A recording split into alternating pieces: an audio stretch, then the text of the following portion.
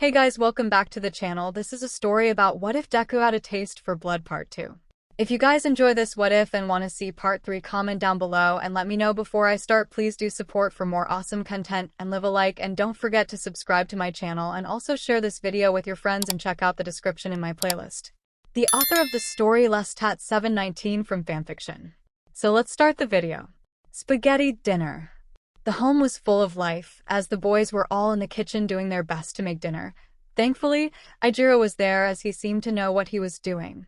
"I used to have to make dinner when my parents worked late," he said with a smile. "My little sister said she liked my spaghetti better than our mom's." "Hey, Izuku, was it all true?" "It is," he said, preparing the loaves of garlic bread. "When you first said it, it put me on edge, but then I started thinking about my little sister. And I realized that I would probably do the same thing to protect her, and I knew I couldn't judge you for it." He stirred the sauce. "If you're cool with it, I would like to be your guy's friend. I think there are many ways to be strong or show strength, and what you and Himiko have done is one of the strongest things I have ever seen. You guys shouldn't be as nice as you are, yet you have us in your house and are feeding us dinner. Thank you for that, Ijiro, and it would be very cool, Ijiro, if you were to be our friend," Izuku said, and Shoto slowly and deliberately was cutting the tomatoes for the salad. He caught the other two looking at him. He just said, "Fuyumi usually only has me cut the lettuce. Did you tell her you were staying for dinner?" Izuku asked. "I don't want to get in trouble with her." "I did," he replied, continuing to perform surgery on the tomato. "She will be hosting a dinner at the dorms tomorrow night and wants you all to attend." "We would love to," Izuku said as he slid the bread in the oven. The next morning, Izuku awoke with the first rays of light poking through the window. Himiko was draped across his chest, her leg tangled over one of his. He smiled at the peaceful feeling that greeted him as he awoke, the sense of peace knowing that while he may have to fight today, it wouldn't be to the death or for his family's survival. It had taken a while to settle into the peace of living in UA, but the move to the cottage, Himiko, and midnight decorating, painting, and making it into a home had solidified it. With peace and calm, Eri was safe and, most of all, happy. Not only was Eri happy, but Himi and he were finding happiness in their developing relationships and with each other. They had figured it out during their time in the pit, but now, with that pressure off them, it was this rediscovery process. Making love and enjoying each other completely had been the most fantastic part of their rediscovery. There wasn't an urgency to try and cram everything into every moment they could breathe. They didn't realize they were even holding their breath. When they finally did breathe, it was a whole new experience, knowing that an accident might happen and the certainty that came with knowing that you were fighting in the pit area were two different things. There was no day off. Izuku remembered fighting back-to-back with broken limbs.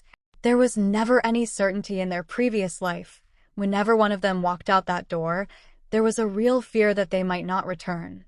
He lay in bed thinking of how different things were. Their past had been laid bare for the class. Katsuki had been removed from the hero course, and no one was at their door attempting to lynch them. The day was new, and who knew what the afternoon might bring, but it was something, at the very least. He never understood fully. Whenever their newbies were brought in, depending on their age, they would cry for home or their parents. He was so young when his mother died that all he had were vague memories. There was one instance where he had to kill his opponent. The boy's name was Osakazu. He was a big old kid who talked a great game and had won about 8 bouts, killing or seriously injuring 3/4 his opponents. That night, battered and bloodied, Izuku stood over his broken opponent, the ringmaster. Like Roman emperors of old had given the thumbs down, Osakazu started crying. It was his begging for his mother that Izuku remembered, the desperate call that if she was there, it would be okay. He had long forgotten that sense of protection and safety he had felt in his mother's arms. Now, here on a blood-soaked dirt arena, he was being reminded of that as he was about to rob someone of that opportunity. Izuku didn't even know if it was possible. He could have spared him, but it would have meant both of their deaths, and Izuku knew he didn't want to die. At the time, he wasn't sure why he wanted to live. So Izuku killed him, and Osakazu's voice would still come to him on stormy nights. He wasn't lying to Ojiro. He knew all their names and faces. Osakazu, 14, 6 feet 2 inches, black hair and eyes. His face was slightly rounded, still showing baby fat, the small scar on his left temple, 3 black moles in a triangle pattern on his right cheek, scar under his chin. He knew that sleep wouldn't come to him and that seeking it was useless. Instead, he slipped out, meaning he told Hime he would cook, and she nodded, snuggling under the blankets. He showered, dressed, and walked into the kitchen, looking at a video on how to make an omelet. It turned into a scramble in the end, but he tried fried potatoes, a salad, and toast. With a devilish grin, he sent Eri to pounce on Mommy. Eri had a level of stealth that an elephant would be envious of due to their muffled giggles and Hime immediately waking up when the door opened. But being a good mommy, she knew the game. Right when Eri was about to pounce, the dreaded blanket monster made its attack. His daughter's peals of laughter with Himiko monster noises just reinforced. For the happy thoughts, the dark thoughts of the morning were not gone. He wondered if Eri had called and cried for Hime and him when Overhaul had taken her to do what he did. All he could do was promise that if she was ever in that position again, he better be dead, or someone was about to be killed regardless of the rules. Eri pulled him from his dark thoughts as she ran into the kitchen and hid behind his legs, telling him about the return of the blanket monster. With feigned shock, he told her to stay and guard breakfast while he went into battle. Through a closed door, mock sounds of battle but more the two parents making out, he emerged victorious. His second reward was kisses and hugs from Eri, a good battle all the way around. Like the day before, some of their classmates came to the door to walk with them to class. Eri grabbed Shoto's hand again, dragging him off with her to her daycare, Izuku smiling as he followed. Once again, the great debate was renewed almost immediately with Eri bound and determined to bring Shoto over to the side of pancakes. Once the two young men were on their way to class, Shoto smiled. She is very stubborn. I don't know what you are talking about, and nothing you can say will change my mind on the subject, Izuku responded quickly. Shoto opened his mouth to retort but immediately stopped and laughed. It wasn't a sound that Izuku had heard from the boy. He was very quiet and what would be called reserved. But Eri seemed to be his kryptonite, as she was for most people. The duo walked into class a few minutes before the bell. He noticed some of the looks they were being given. It seemed the boys in the class still hadn't made up their minds, but girls had rallied around Himiko. They were even talking about a sleepover. Himiko was a smiling flower amid all the girls, at the center, not on the fringe, not being held at arm's distance, but being part of the circle. Class began, and with it came a slight nervous energy. The empty seat in the class was part of that, but as was the fact that today would be their first heroic class ever. No one had talked about it, trying to keep it casual when bringing it up. Hey, isn't our first heroic class tomorrow? Person A would say. Yeah, I think so. Honestly, I don't know, Person B would respond. They both knew, they all knew. It had been circled on the calendar since it had been announced. Sadly, the Midoriya had provided an unplanned distraction, but now, with the day upon them, nothing would distract them from that moment. Aizawa walked in as the bell rang, taking his customary spot at the front of the class. Alright, class, as I am sure all of you are aware, today is going to be your very first heroic class. He paused as the kids cheered. But that will not be till after lunch, so I need you all to focus on today's classes, as the reference information will be important going forward. He looked over his students before his gaze fell on the empty chair. As I told you yesterday, Mr. Bakugo has been expelled. His seat shall remain vacant for now, but it will be filled. He crossed a line that cannot and will not be tolerated. Despite whatever notions you have in your head, all of you are here to be heroes. Your reasons, your motivations, and your desires to do so are all different. But you have all decided to go into a career choice where you will be asked to put your life on the line nearly every day. You will be asked to put your life in the hands of those next to you, and those you have only heard of. That empty seat will be filled. Someone will step up and show the desire and will to follow the same basic dream you all have. He paused and started walking down the rows of the class. It will be the same thing that is asked of you when a hero falls. You will be asked to step forward to fill that need. To carry on that dream your fallen brother or sister left behind.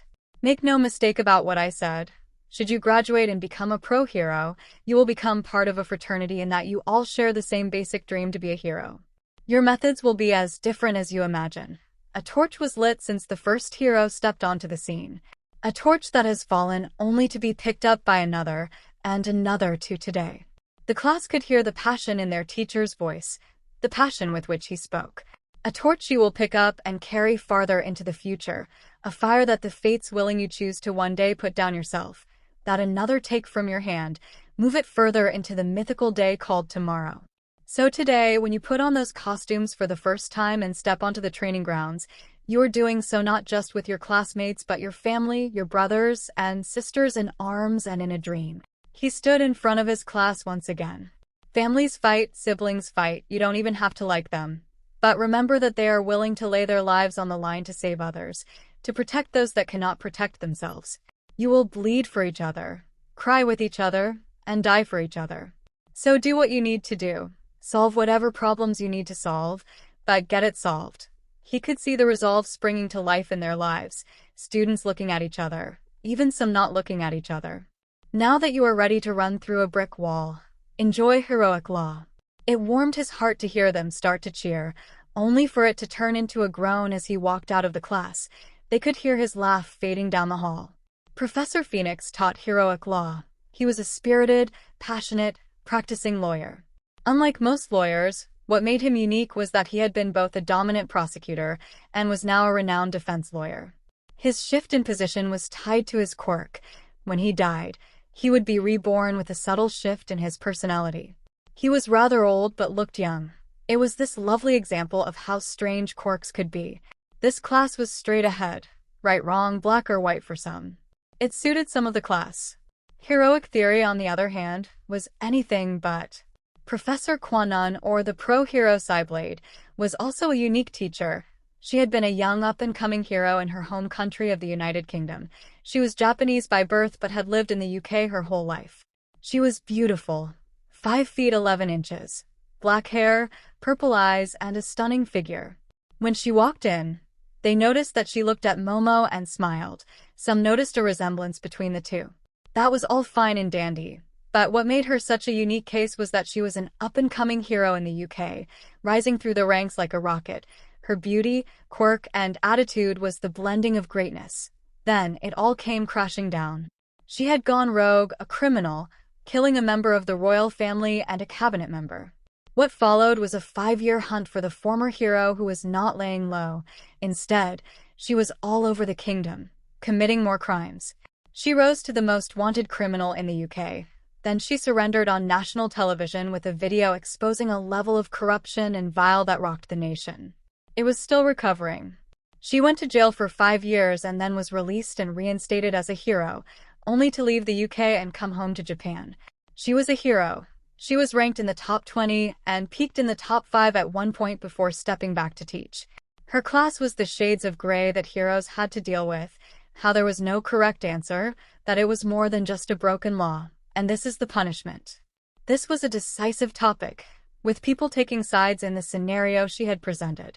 Those splintering into other sides with the class all separated, trying to persuade the others to their side. For some, it was immediately centered on their favorite class. The history of heroics entered the room, and Fumi immediately developed his first man crush. The man entered in a floor-length black cloak that, when it opened, he was wearing Western medieval armor, black trimmed in a dark gray, except a brilliant silver lance on his chest. His armor made no noise, and when the hood came down, some girls were smitten. He was European, with black hair and storm-gray eyes. His features seemed to be chiseled out of stone, and when he spoke, his voice had this enchanting tone that drew the class in.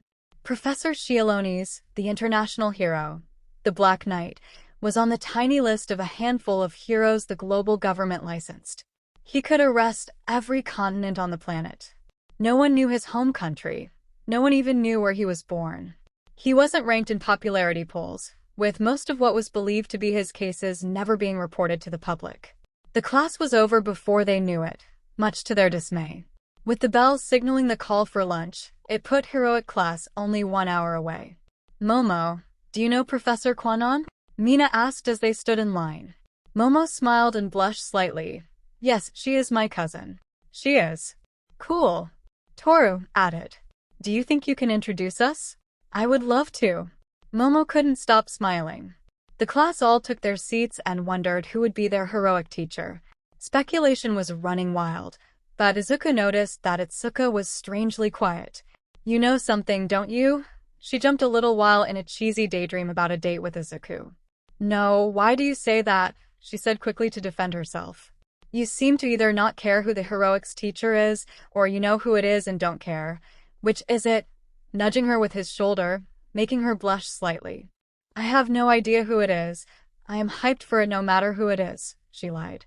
Izuku raised an eyebrow at her, but instead, he just smiled. Heroic class. They all sat in their seats before the bell rang. Not one of them was sitting still, though one was faking it. Here I am coming through the door like a normal person, the voice bellowed from the hall. The class erupted as the #1 hero of Japan walked in. Comments of how he was in his Silver Age costume, pinch for they had to be dreaming, stunned silence, absolute bliss, and one girl rolling her eyes. If you all knew him like I know him, you wouldn't be reacting this way. He is a dork and so damn awkward. Itsuka did smile, though, seeing that Himiko was impressed to see the hero. They didn't react like the rest of the class, though they were impressed. Alright, my future fellow heroes, today is the first day on your journey to become pro-heroes right alongside me. He paused as they cheered. But you can't begin your journey dressed like that. He pulled a small remote from his hand. The far wall slid open with a single press, revealing shining briefcases. Inside, you will find the hero costumes that you submitted with your enrollment paperwork.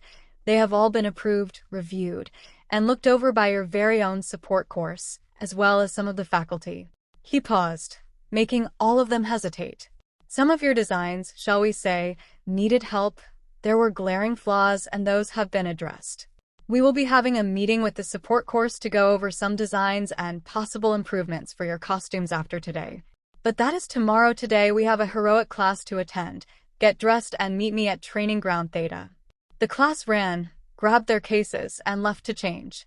Itsuka saw Izuku and Himiko pause as they placed their hand on their cases before she heard them mutter, "For ERI. Before you go and get changed, I would like to have a discussion with 𝗵𝗲𝗄𝗵𝗃 All Might called out to Izuku before he and Himiko left. Izuku nodded his head, and Himiko continued off to get changed. Izuku set his case down and turned to face Japan's #1 hero. Yes, sir, Izuku said. He kept his tone casual. All Might noticed that, but he also noticed the boy's muscles tensing in case the situation turned violent. You can relax, Mr. 𝗵𝗲𝗄𝗵𝗃. I have no intention of harming you or your family unit.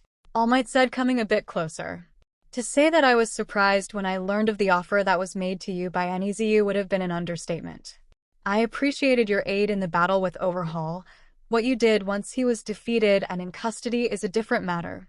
I can appreciate your sentiment, but I would do it again, Izuku replied. A hero needs to strive to be better than others, to hold themselves to a higher standard, even if that standard is unobtainable. There are times when in the course of battle, it may be necessary to take a villain's life, but we must always resolve to use that as a final result, not to kill a man who was already beaten and subdued. There is a system in place. We must trust in that system. All Might said as he came to a stop a few feet from Izuku. I don't trust your system, Izuku said. All Might, you don't understand what Overhaul represented to my family. To you, he was just a villain that needed to be brought into custody. In fact, I bet you didn't know more that he was an extremely dangerous target, so much in fact that they needed you to bring him in. Is that correct? All Might nodded. He had been brought in at the last minute after reuniting with his old sidekick, Sir Night-Eye. He would have almost died during the raid if it hadn't been for Izuku's daughter, Eri. Then why are you here if you do not trust in the system? First, so I don't go to jail, Izuku said with a smile as he held up one finger. Second, so I can have a chance to watch my daughter grow up and hopefully have something of a normal life, whatever she defines as her normal. Third, to change the system. The system failed Eri, Himiko, and me at every turn.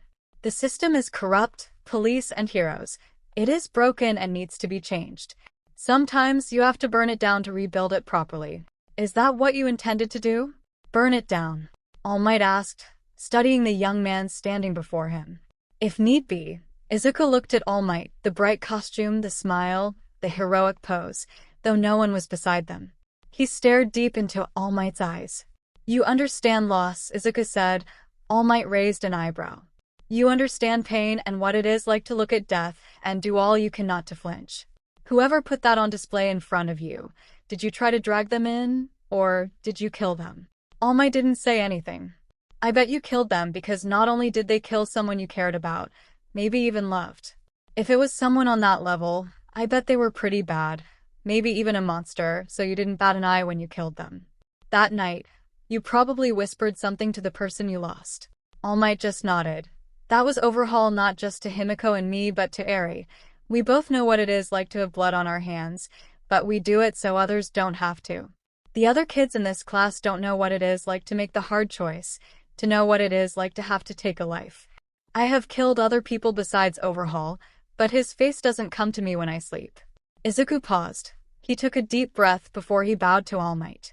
I am sorry that you used your strength to kill him. I wasn't capable of doing it otherwise, but when I did it with the belief that I was going to prison and that I knew for a fact my family's monster was gone. With your permission, I would like to go get changed now. Izuku took the hero's silence as consent. Midoriya, All Might called after the young man. Izuku stopped and turned back around. Why do you want to be a hero? So my daughter doesn't have to be, he replied, picking up his case and leaving the room. Himiko. She walked into the locker room and whistled at all the girls in various stages of undress. They all paused. Momo blushed, but Himiko noticed that she had turned slightly. She kept looking back at Himiko.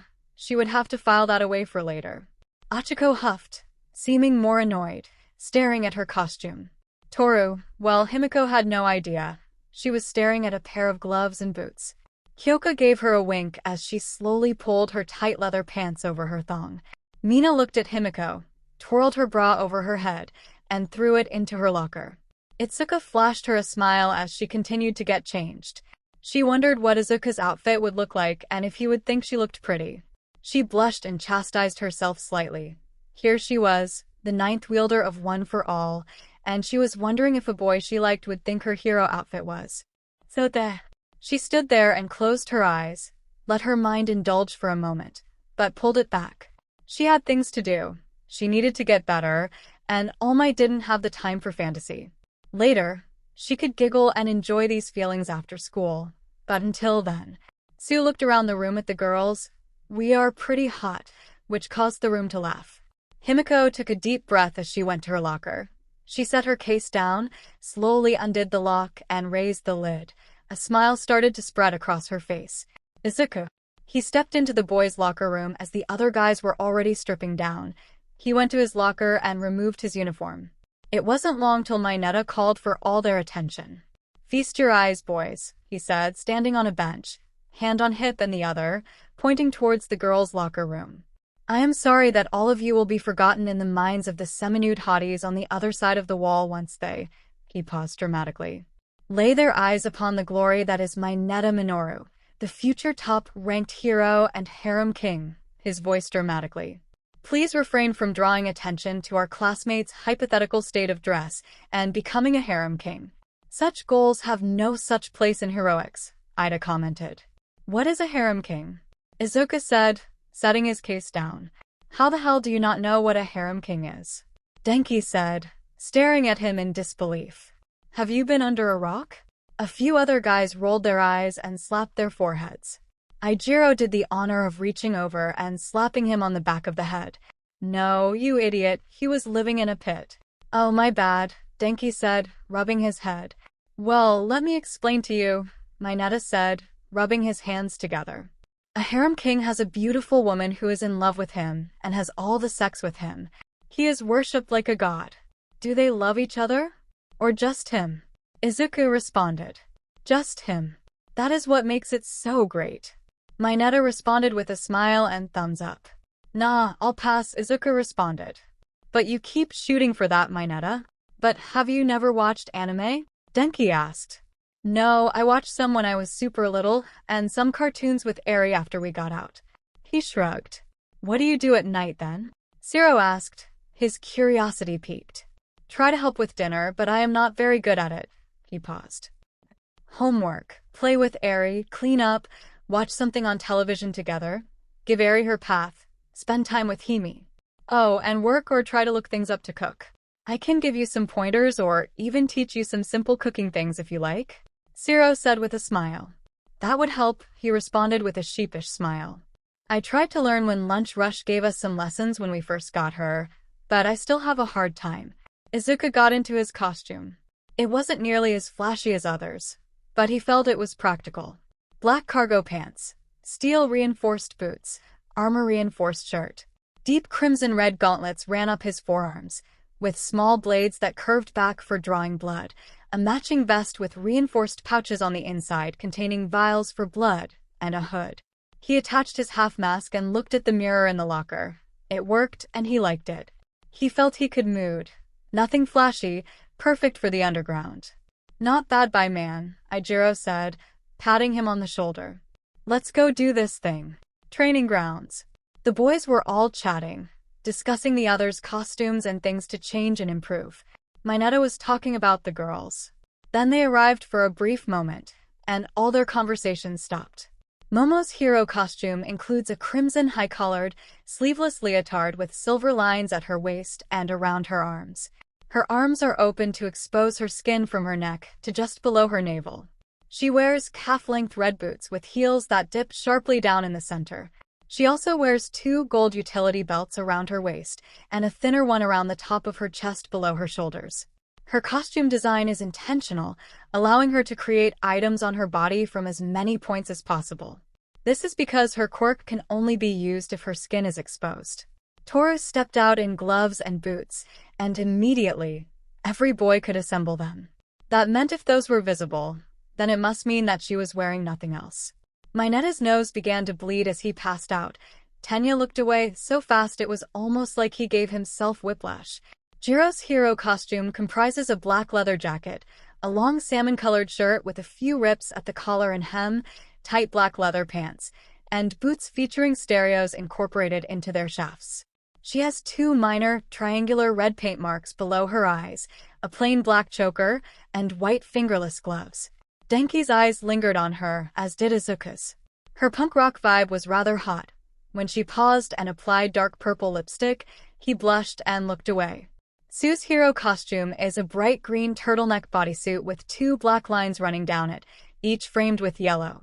She wears tan-colored gloves with large buckles on each wrist guard and a headband and goggles with dark green tinted lenses attached on either side. Her costume also includes 2 matching belts, one above her breasts, a strap at either side going around her shoulders, and one around her waist, with little green knits embedded all the way around. She wears tight black boots with markings of a V on her thighs and green webbed flippers resembling frogs' toes on her feet. It just hugged Sue's body. It showed off every curve the girl had, and boy, did she have some curves. She noticed the boys looking at her, and though her face showed nothing, she was happy inside. Knowing that others thought she was attractive was something she had battled with in high school. Mutant quirks sometimes made things hard. That was why you saw a lot of mutants with other mutants, as finding real love was hard. They tended to get fetishized a lot. She was thankful they weren't making lewd comments, though. She didn't want to have to smack someone on the first day. Mina wears a tight bodysuit with a camouflage pattern ending just above her breasts. She also sports a plain white domino mask over her eyes. Her look is complete with a tan-colored sleeveless waistcoat, white fur along its collar, cropped and unbuttoned, and custom-made plum violet and beige boots. The mask stands out beautifully against her pink skin, and a few of the boys immediately flush at the thought of Mina in a white bikini or something even more scandalous. Izuku felt uneasy as she wore her hero costume. The outfit was a black full bodysuit with a pink design running down the middle of her torso. Her chest had 2 black semi-spheres, and pink stripes started at her midsection. The costume had a deep pink choker and 2-tone pink sleeves with cuffs. She also wore matching accessories, including round gauntlets with handles, chunky knee-high boots, and a 2-piece belt with a round buckle. She noticed the looks the boys gave her, making her blush even more. Her costume was supposed to be more puffy, like a space suit, not so tight. And Izuku had the figure to fill it out. She was round in all the right places, and things bounced when she moved. Itsuka stepped out immediately, looking for Izuku. When she saw him look at her, she started to blush. She saw him mouth the word, wow.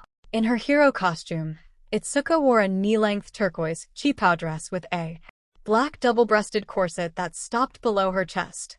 Underneath the dress, she sports black short pants.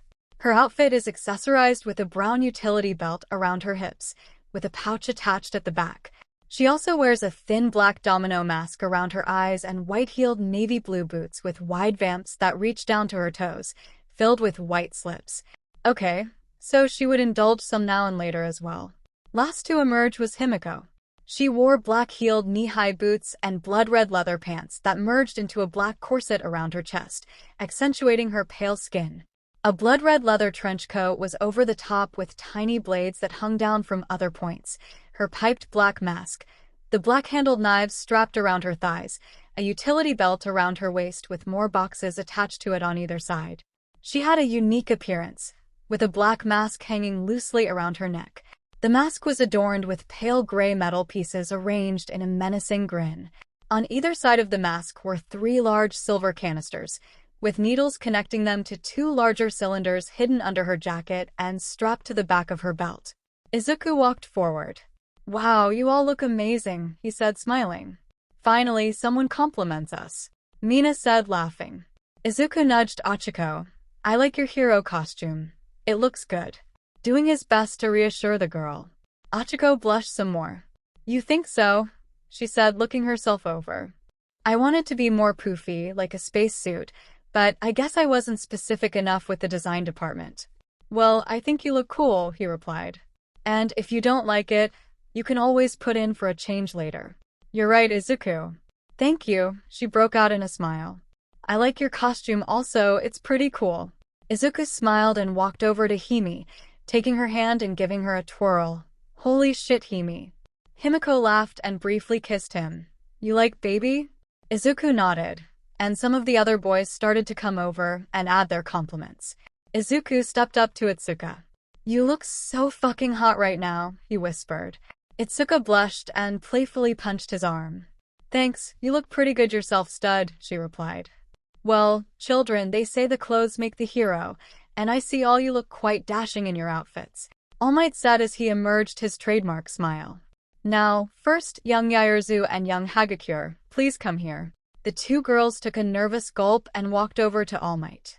"Young Hagakure, I want you to go to the design department immediately. I cannot and will not allow you to run into battle naked. Now, off with you. Do not worry about what you will miss today, as seeing that you are properly protected is more important. If you hurry, you may still be able to participate in the training." "Thank you, All Might," Toru said with a hint of, she had come to terms with running around naked. In fact, she enjoyed it at times, but the thought of being groped by people she didn't want to be grouped by had been something she had to deal with and try to come to terms with. "There is nothing to thank me for, young lady. I may have strides to take in learning to be a teacher, but ensuring that you are properly protected is something I cannot overlook. Now run along." Toru was smiling, though no one could see it off course as she ran off. "You are to do the same but after class, Ms. Yorozu, for the same reasons. I understand the need for such skin exposure, and I am glad the design department had enough sense to reject the first proposal." Momo blushed. "But your protection is important as well." "Thank you, All Might," she responded, still blushing. "Now, rejoin the class." He smiled as she ran back to her classmates, and he noticed how most of them immediately went to check on her and make sure she was okay and that Toru was as well. All except for Mineta, who groggily got to his feet before looking at the girls, and a fountain of blood sprouted from his nose, sending the boy back to the ground. All Might shrugged. He was sure the boy would be fine. Now, today's lesson is going to be about adapting and overcoming. With the aid of Professor Shokin, we are going to have you split into teams of 2. All Might smiled. "Now, bear with me. This is the first heroic class for all of us." Itsuka rolled her eyes when he pulled out index cards and a small pair of glasses that sat on the end of his nose. All the students smiled, seeing the #1 hero so unguarded. "Now Professor Shokin has taken up a position at the end of the street. In teams of 2, you're going to have to approach the building at the far end and secure the bomb in the lobby. Rest assured that it is not an actual bomb but paper." "Monsieur, he said slightly robotically, pause for laughter. The class groaned as he read his stage notes out loud. Itsuka's faces palmed. "To determine teams, we are going to have a random draw. Then everyone will take a vest from the crate. These will be your sensors to tell you if you have been hit, 3 hits, and you are out. The focus of this exercise is to learn how to work together to approach a hostile situation within a defined time limit of 15 minutes. After everyone competes, we will have hand-to-hand combat training and then 1 hour of quirk training." All Might put his glasses and the index card away. I will oversee this portion of your exercise before I turn you over to Professor Quanon for hand-to-hand, then Professor 𝗎𝗓𝗍 for quirk training. Now my little zygotes, draw your lots and don your vests, and the large censor goes center mass. He smiled. The students came to draw their lots and grabbed their vests, communication relays, and a map of the area. Team 1, you will have 10 minutes to figure out your approach. The rest of you will join me in the control room. When it is your turn, you will have only 30 seconds once you enter the starting area, so make sure you observe your classmates and formulate your plans. Well, that kind of sucks for us, Izuku said with a smirk. Just the man stacking the deck against us. Kyoka smirked. Damn the man. Save the empire. Teams. Kyoka and Izuku. Himiko and Sato. Mina och Eiro. Itsuka and Tenya. 𝗵𝗃𝗃 and Ochiko. Su and Denki. Mizo and Yuga. Koi Shoto. Momo and Toru. Mineta and Kyoka and Izuku. Any ideas? Izuku said as they walked into the starting area, looking at their maps. Well, I am going to hazard a guess that Professor Shokin probably has some sort of shooting quirk, Kyoka said, looking toward the end of the block. Stands to reason, Izuku said, rubbing his head. If we can figure out where they are shooting from, that could help us with some angles and everything. If it is a loud shot, then the echo will make that hard for me. A quieter one, I may be able to help locate them, Kyoka replied. We can stick to alleys for the initial part till we get about here, then we have to cross in the open to get to the other side. She ran her finger along the route. Once we hit that point, it is all open ground, Izuku said. We have no idea what the cover will be like. So I think we stick to the alleys, try to find something to provide us cover when we have to cross the open areas, Kyoka said with a smirk. Think you can keep up? I will do my best, he replied. So I am curious, she said after silence. You and Himiko seem to love each other very much. What is with the open marriage thing? She held her jacks. I have excellent hearing. Well, I wasn't expecting that, but you are right. I love her madly, he replied. Part of it is about control. While in the pit, we were sometimes required to serve some special guests. Kyoka's eyes widened. Most of the time, it was about as bad as you want to imagine, but sometimes it was rather pleasant. Well, at least it was as pleasant as it could be. Himi likes girls as well as boys, and well, I like girls. After living where we didn't know if we would die tomorrow, we want to live freely and enjoy ourselves. What does one have to do to get an invite? Kyoka said with a smile. I swing both ways and I don't want anything serious. I want to have some fun. So my wild oats. Observation room. I wish we could hear what they are talking about, Denki said, looking at the screen. All Might blushed and said, they are just discussing strategy. Kyoka and Izuku. We can talk about it later at the cottage if you like, he smiled, looking over her body with a lustful twinkle. Kyoka returned the smile and the look as she admired his muscles. Sounds good. Do you think we are going to pass this thing? Honestly, probably not, he said, looking at their target. But I look at it as I hope we can help the rest of the class. I think the latter teams are going to have the best chance. The buzzer started as soon as they exited the start area, and before they could even make it behind a building, Izuku's sensor went off. They dashed behind the building. Well, it wasn't a loud shot, he said. We are too far. I didn't hear anything, Kyoka apologized. That was a stupid good shot though. Yeah, that is some bullshit, Izuku replied. Let's go. Whoever this professor was, she was deadly with her accuracy. They managed to get past the first clearing but were tagged. 4th floor from what I can guess, Kyoka said. What they are using is very quiet. They ran through the next set of alleys, pausing before they would have to enter the clearing. How now, brown cow?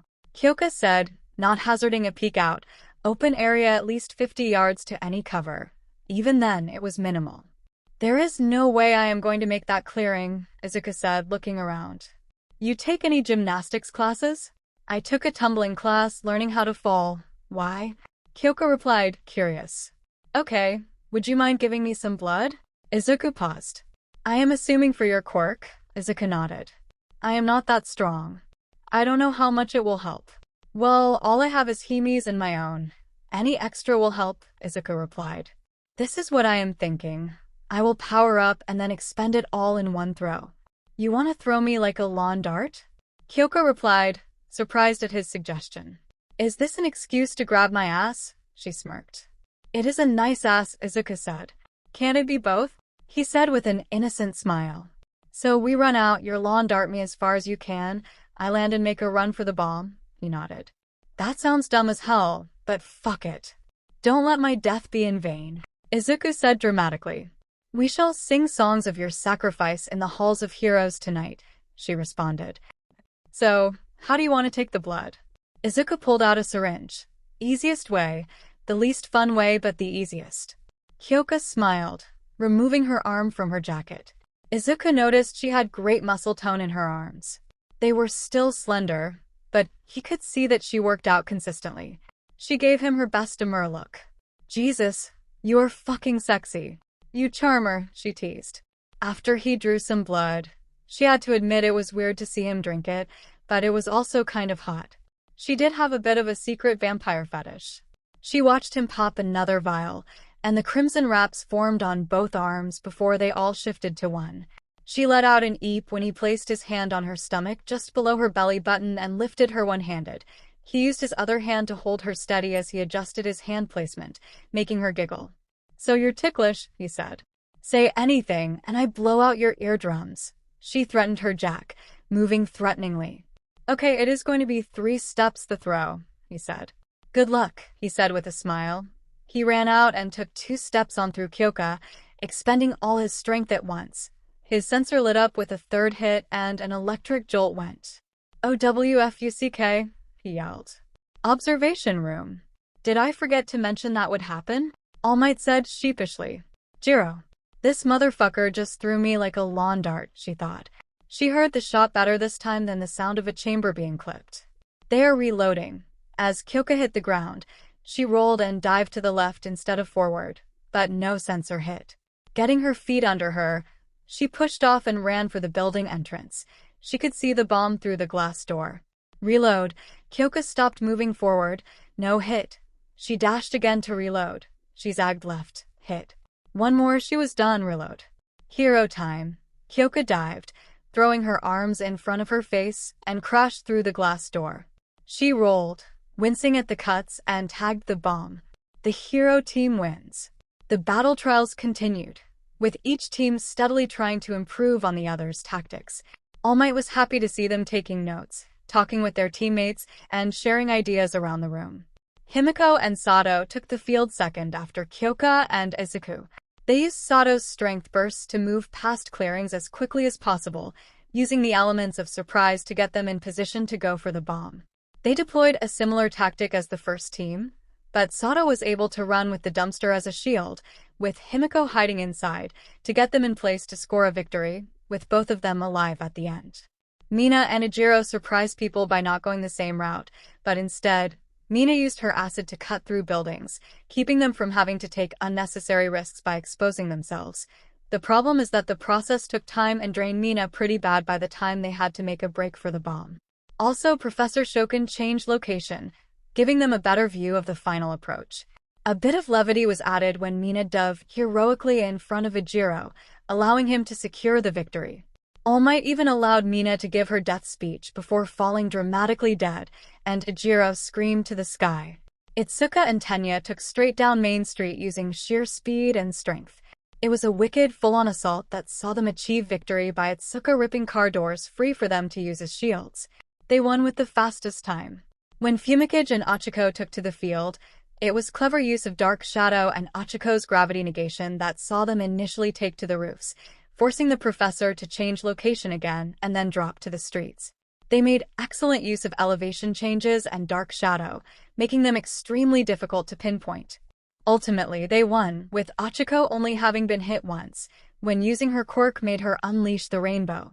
Denki was the sacrificial lamb in their assault. He did all he could to give Tsu time to use her mobility to claim victory, including shorting out the power to the testing facility for 20 minutes. In his disoriented state, he was taken out of the match. Mizo and Yuga were interesting in that they used Yuga to play counter-sniper.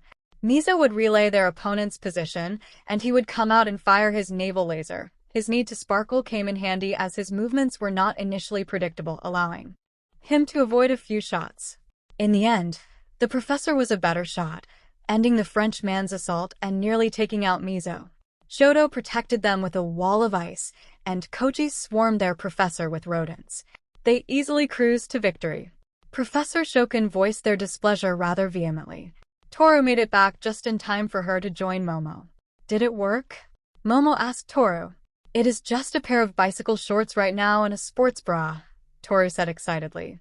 Hold on a moment. All Might. Yes, young 𝐒𝐻𝐻𝗃. He was surprised when she ran over and hugged him briefly. Thank you so much, Toru said quickly. I can't tell you how much it means to me too. Think nothing of it, young 𝗎𝐻𝐻𝗃, All Might said softly. As I said, it is my job to ensure that not only do I try to teach you how to be the best heroes you can be, but that you are also adequately protected. Now take the field. Momo created some shields, but instead of handing one to Toru, she rigged them up on a pole so it looked like they were moving together. Toru crept straight down the middle, securing the victory. Minato sighed as he was about to run alone when Izuku volunteered to go again. Why? Minato asked as they walked out to the field. You came in clutch with that video in the locker room, Izuku said. When we told the class, you understood what we did to protect Eri. Family matters, Minato said. Did they make you guys? Izuku nodded. Fuck, that sucks. No offense, how are you both not homicidal psychopaths? Love is a motherfucker, yo, Izuku said with a smile and shrug, making Minato laugh. Hey, could we use your OBS to climb the buildings? Minato nodded. Okay, I saw we go airborne till we get close, then dashed from both sides and see if we live. That is chaotic and wild, Minato smiled. Let's do it. Once again, Izuku fell on the battlefield. Once they finished the scenario, they moved on to hand with Professor Quanon. The boys and some of the girls froze when she emerged. She wore a purple one-piece purplish-black bikini wrapped around her chest and neck, matching thigh-high boots, gloves, and a red sash around her slender waist. If I can get some of her blood, Himiko whispered to Izuku, who nodded foolishly. Welcome, my dear heroes, to hand-to-hand training, she smirked. Today, we will have some light sparring so I can see where some of you are and develop a lesson plan from there. I am also skilled in weapons and can provide you with training in that as well. I am not here to force my style on you, but to help you find and develop your style. Itsuka and Izuku, you're up first. Itsuka smiled as they stepped into the ring, and so did Izuku. His excitement was building. No quirks, take your marks and begin. Izuku pushed off, coming in fast. Itsuka deflected his right hook, attempting to deliver a spinning kick to his midsection. She marveled as he spun back away from the kick, and with a spinning back fist, she was able to block, making her take a step back. The class watched as a devilish smile spread across both their faces. They raced in, ready to combat, only for their bodies to freeze up, and they fell to the floor. Light spar, Quanon called out, and they could move again. They both apologized sheepishly and began again. Once they were started, the professor got others going with some light sparring and others practicing striking. They were all battered when they moved on to quirk training with Professor 𝗓𝗏𝗄𝐴𝐻𝐿𝐿𝑜𝐠. Everyone in the class was astonished when he moved effortlessly between them. He seemingly understood their quirks and had plans for them to work on strengthening them. Himiko and Izuku were shocked that he could even address their blood quirks.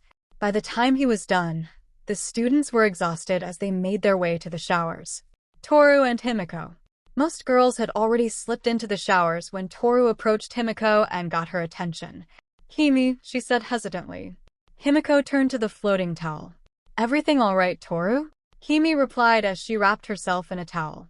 Today, getting clothes so I didn't have to run around naked, it was something I had to come to terms with when I decided to become a hero.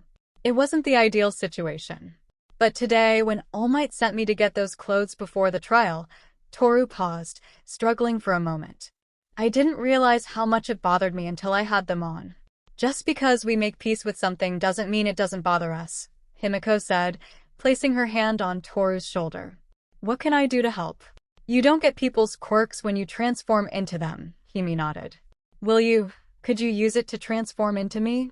Himi could feel her shoulder tense. I want to see myself. I haven't seen myself since I was 5. If you don't. Himiko's heart broke some.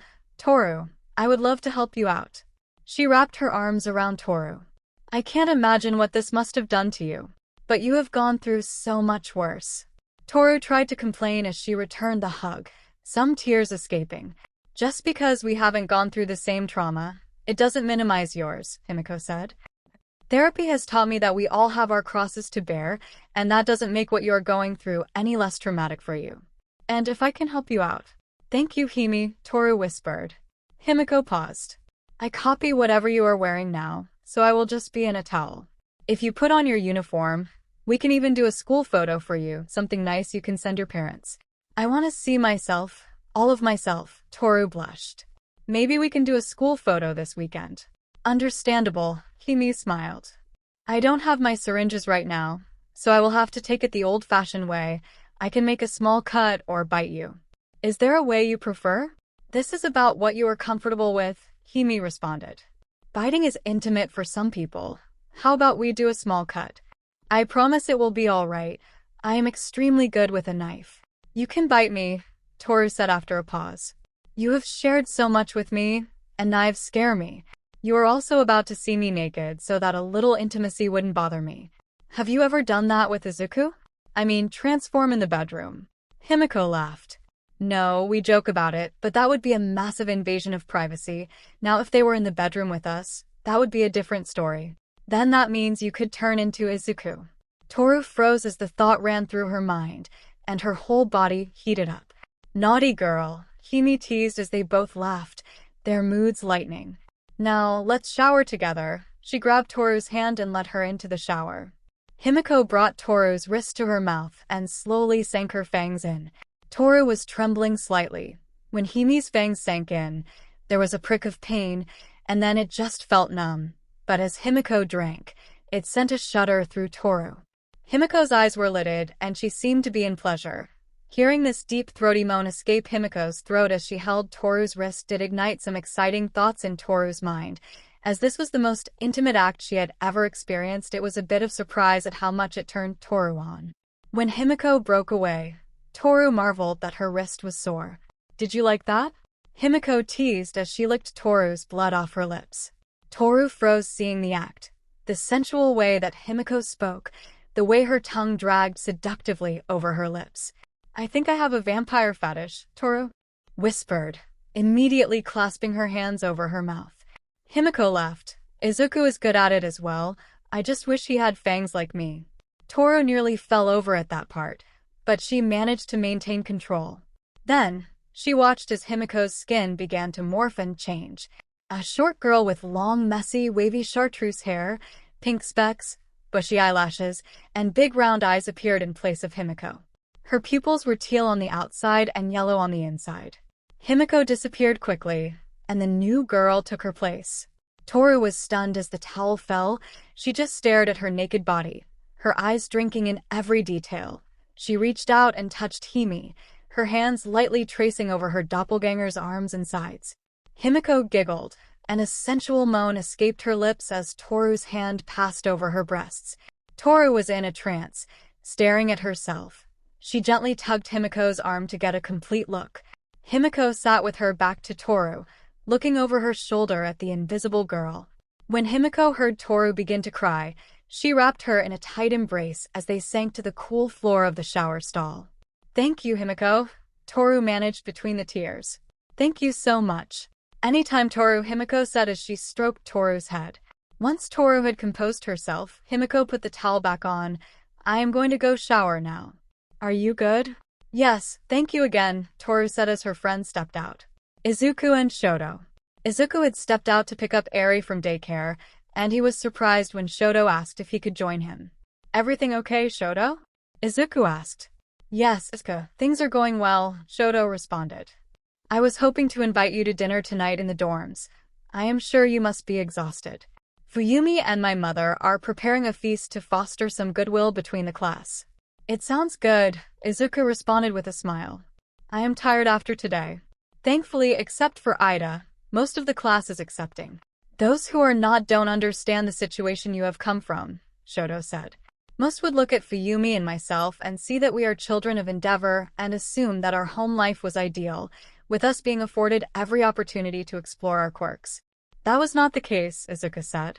Exactly, when you are in those moments, you feel alone. Never thinking nor daring to dream that someone would dare to stand by your side, Shoto stopped walking, causing Izuku to do so as well.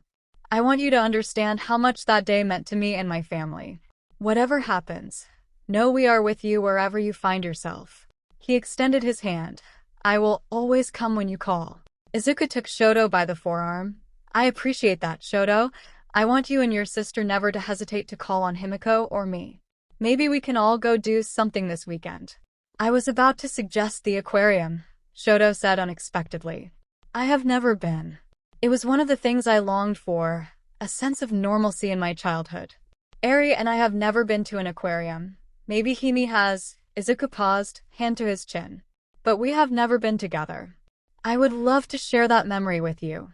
Then please allow us to pay for the tickets, Shoto said before Izuku could protest. This is what friends do, is it not? Izuku knew he was defeated. Then we will pay for lunch. Shoto smiled as they broke apart and continued to pick up Eri.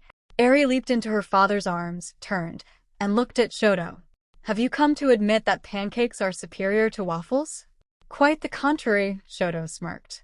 Not only are waffles superior, but I will contend that French toast is also superior to pancakes. How can you be so wrong? Eri said. Pancakes are amazing and work better with all kinds of fruit. They are a staple all over the world. Not only that, but some restaurants serve only pancakes. I dare you to find a waffle-only restaurant. Shoto smirked and pulled out his phone. I thought you would say such a thing. I present the Waffle Castle. They have 5 locations just in Tokyo alone and 18 across Japan. They are opening one here next month. I expected as such. Eri crossed her arms and smirked. Father phone. Eri took Izuku's phone, a quick search later. I give you the International House of Pancakes. In business for over 350 years, with 89,000 locations and a menu sporting over 187 pancakes. Shoto smiled. I see that you swayed Fuyumi to your side. She has come to her senses as soon as your mother, Eri said, sounding like an adult. Izuku made a note to pay more attention to her television programming. We shall see, Eri. This battle is not yet over. Shoto smiled. Izuku just enjoyed hearing them keep going back and forth as they headed back to the dorms. Bakugo. Why Katsuki? Mitsuki demanded. What in the world made you attack someone in the locker room? And why would you attack Izuku of all people? Katsuki clicked his tongue and looked away. No, Katsuki, you don't get to answer me, she said as the volume of her voice increased. You are lucky you are not in jail. Do you know how much your tuition is? Are you aware that it is non-refundable? Who fucking cares, you damn hag? Katsuki bellowed, getting to his feet. Don't you understand the more important thing is that he is still there, that damn villain is still in the hero course. How is Izuku a villain? What has he done? She retorted. He and that damn whore both have a blood quirk. You can't trust those people. He stomped his foot. Why can't anyone else see it? Mitsuki stopped. Is that why? Her tone was no longer angry. It was rife with disbelief. You are saying your hatred for Izuku is because he has a blood quirk? Not just any blood quirk. He steals other people's strength. He feeds on them like some vampire. Katsuki started to pace. Doesn't anyone get it? Mitsuki turned, stunned to her husband Masaru, who had been silent this entire time. Katsuki, he said, his voice calm. Katsuki stopped pacing and stared. You have chosen to attack another student based on their quirk? You don't. Masaru held up his hand to cut him off. Yes or no? Yes, Katsuki answered. Is there any evidence that when he uses his quirk, he weakens someone either at the time of usage or in some permanent manner afterward? Masaru said, his tone still calm and even. No. He saw Masaru raise an eyebrow. No, but I know it. Deep in my soul, I know he and that girl are in trouble. He is a villain, a killer, and a dangerous man.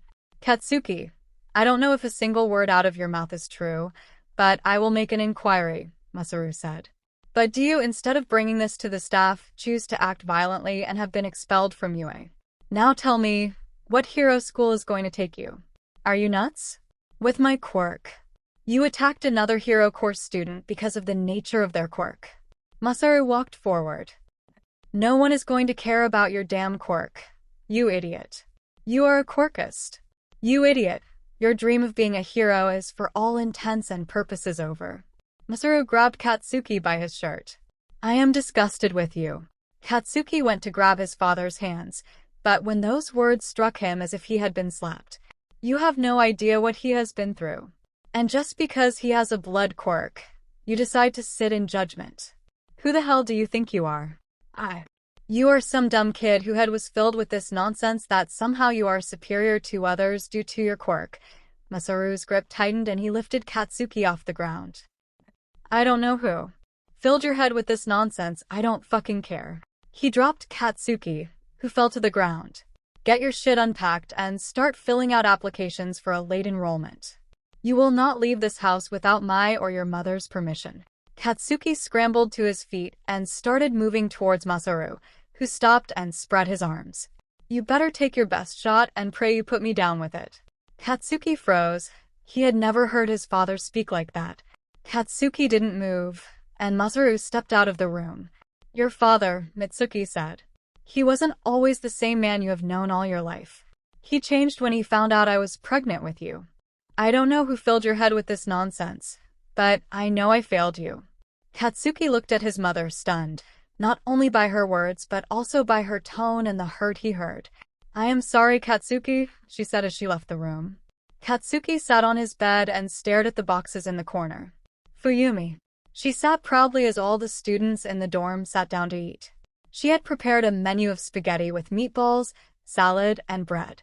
She watched as everyone passed the bowls around, and then they all turned and looked at her and Rei, waiting for them to serve themselves. Rei giggled as she had been distracted by Eri sitting between Rei and Himiko. Once they were served, Sato stood up. I would like to thank Ms. Fuyumi and Ms. Rei for preparing dinner for us tonight. He paused as the students all said their thanks. I would also like to say that I am happy that we all have a chance to sit together and eat. I hope that we can all do this again. He took his seat as everyone gave thanks for the meal, and they all began to eat. Despite the fatigue from the day, Fuyumi watched as most of the students smiled and laughed about their day and battle trial. She noticed her brother smiling and laughing as he talked with Izuku. She was excited when Shoto came home and told her about the trip to the aquarium, but he asked their mother if she would join them. Rei couldn't contain her happiness or excitement at the opportunity, especially when they heard Natsuo would also be there with the possibility of him bringing his mystery girlfriend along. Everything had not been perfect. There was a fight between Izuku and Tenya, who was absent from the dinner due to a family obligation. Then, there was the incident with Bakugo in the boys' locker room. She had been informed of his expulsion and had to watch as his parents came to pack up the boys' room this afternoon.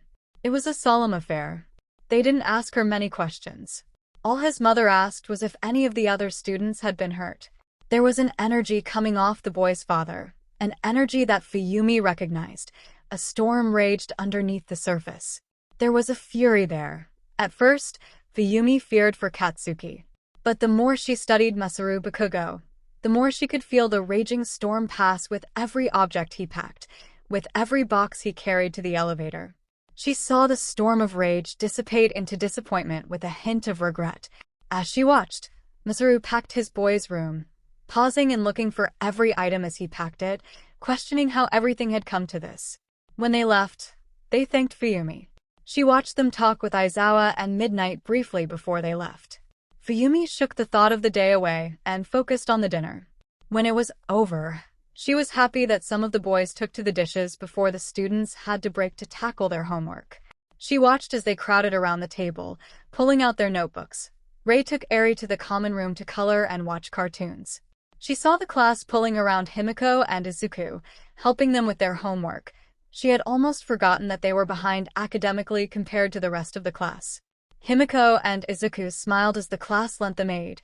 Momo sat between them. Momo was the #1 student in the class and seemed adept at teaching them. Soon, the raven-haired girl was floating around the table, offering her expertise to anyone who needed it.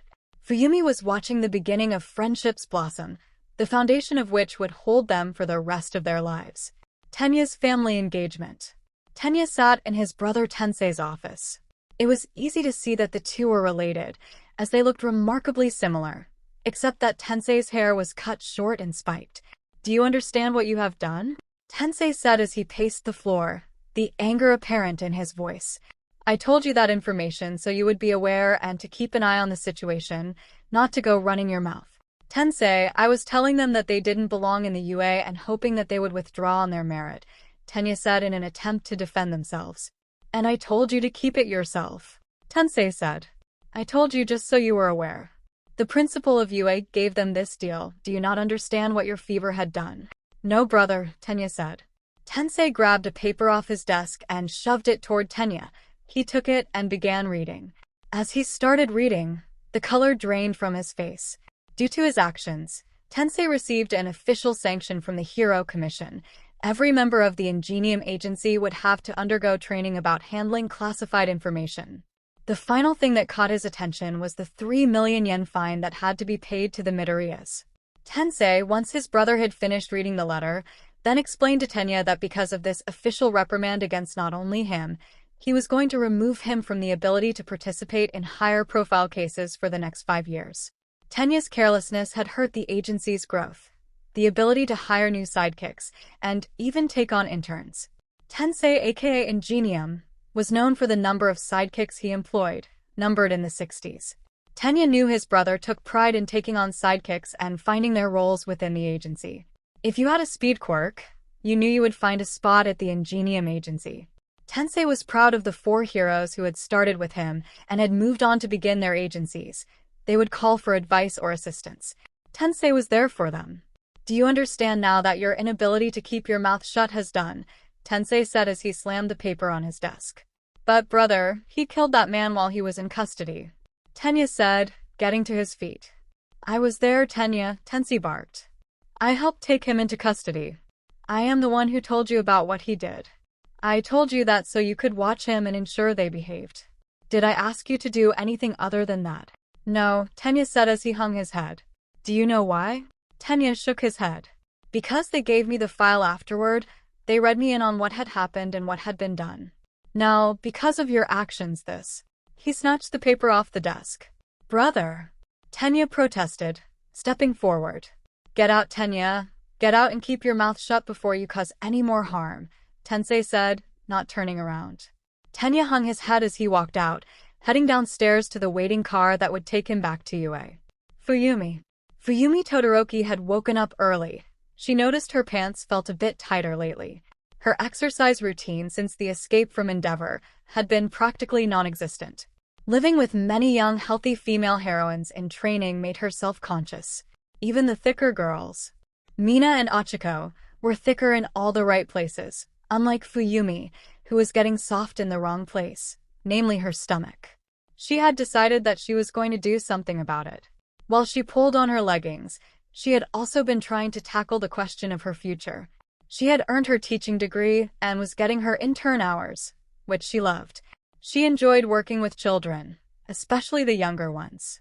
Working at UA had opened her eyes to the fact that there was a certain degree of luck involved in these students making it, and not just the lottery of their quirk, though that did play a large part. The lottery of their upbringing, of having parents and family that supported them. She heard some students discussing hardships due to their quirks, viewed as villainous or less than ideal. But there was more than that she had heard about. Even those with powerful quirks and strong abilities who had struggled with control had struggled to find that control. Unless you came from money or the home of a pro hero, a training space was unlikely. These students had broken laws in attempts to practice and train. Achiko had talked about sneaking into condemned buildings or construction yards to practice her quirk. Then she thought of Katsuki Bakugo. He had such a powerful quirk, a massive potential for heroic work or villainy, a push one way or the other. His biggest enemy was himself, but it was complicated by those around him who either looked the other way or encouraged such behavior, leading him down the road of intolerance and gross stupidity. Children needed guidance and someone to step in and help them. A gentle nudge or hand could make all the difference. Maybe Fuyumi couldn't be a heroine. She loved children and could help protect them. Use her family name to her advantage. The sun had yet to rise as she stepped outside the 1A dorms. The campus was quiet. Everyone was still asleep, wrapped in their blankets, engulfed in what she hoped were good dreams. She was stretching when the sound of someone's feet striking the pavement caught her attention. She looked on the outskirts of the trail that ran outside the dorms. She saw Izuku running bare-chested. She noticed he would close his eyes for several steps. What grabbed her attention beyond the handsome, toned, chiseled body was the smile on his face. He had this look of pure joy on his face. The only time she had ever seen him that happy was when he was in the company of Himiko and 𝐒𝐻𝐻𝐸. But this was different. This was a personal joy, a sense of freedom. He looked so beautiful, handsome, and positively enchanting. She felt a brief swell of lust as he ran out of view. She shook her head and slapped her cheeks. Bad for Yumi, she thought. She started running along the inner course, music playing on her headphones. She ran, letting her mind drift to thoughts of yesterday and tomorrow, of what she wanted for herself, of the mark she wanted to leave behind. Such thoughts and ideas were hard as they were foreign to her. Most of the time, she had spent thinking of her family and siblings and trying to help them survive in their father's household. Rarely had she thought of herself, focusing on the needs of others, even the thoughts she was focusing on of trying to leave a mark. Leaving a legacy, was it for herself or others? Having constantly thought of others, thinking of herself made her feel a bit guilty, selfish somewhat.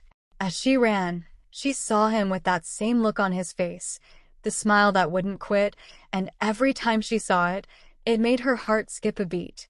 He looked like a completely different person. She had seen when they arrived at the campus, from the fight with Ida to the night before at dinner. When she had reached her limit, she came across him again. He was in the middle of his cool-down walk. He spotted her and walked over. "Good morning," he said, a greeting that she mimicked. Her curiosity had gotten better, so she had to ask him. "I saw you running, and you had this look." She smiled at Izuku's blush. "You looked so happy, I don't mean to pry, but unless you are with Himiko or 𝐒𝐻𝐸𝐻𝐸, I have never seen you look like that." But even then, this was different. Izuku looked down. As he looked back up, she felt his gaze drift over her body, a feeling she didn't dislike. "When we were in the pit, do you remember what I said about my idea of heaven?" he said. How could Fuyumi forget it was the most beautiful, romantic thing she had ever heard? A man saying that to her would need in 4 when she was done. Your idea of heaven was watching Himiko and 𝐒𝐻𝐸𝐻𝐸 play under the blue sky. A sentiment you understand, he said, catching her off guard. Shoto didn't see it, but I did that first time we met. You were willing to die that day if it meant he was free. All Fuyumi could do was nod. The private thing I dreamed of, just for myself, was to run. I would dream and fantasize about being able just to run. I don't understand, she said. Most of my life, the outside was a fantasy, aside from faded memories of my mother, he said. Being locked up most of my life, I dreamed of running, the freedom of it, the wind across my face. He looked at the brightening horizon.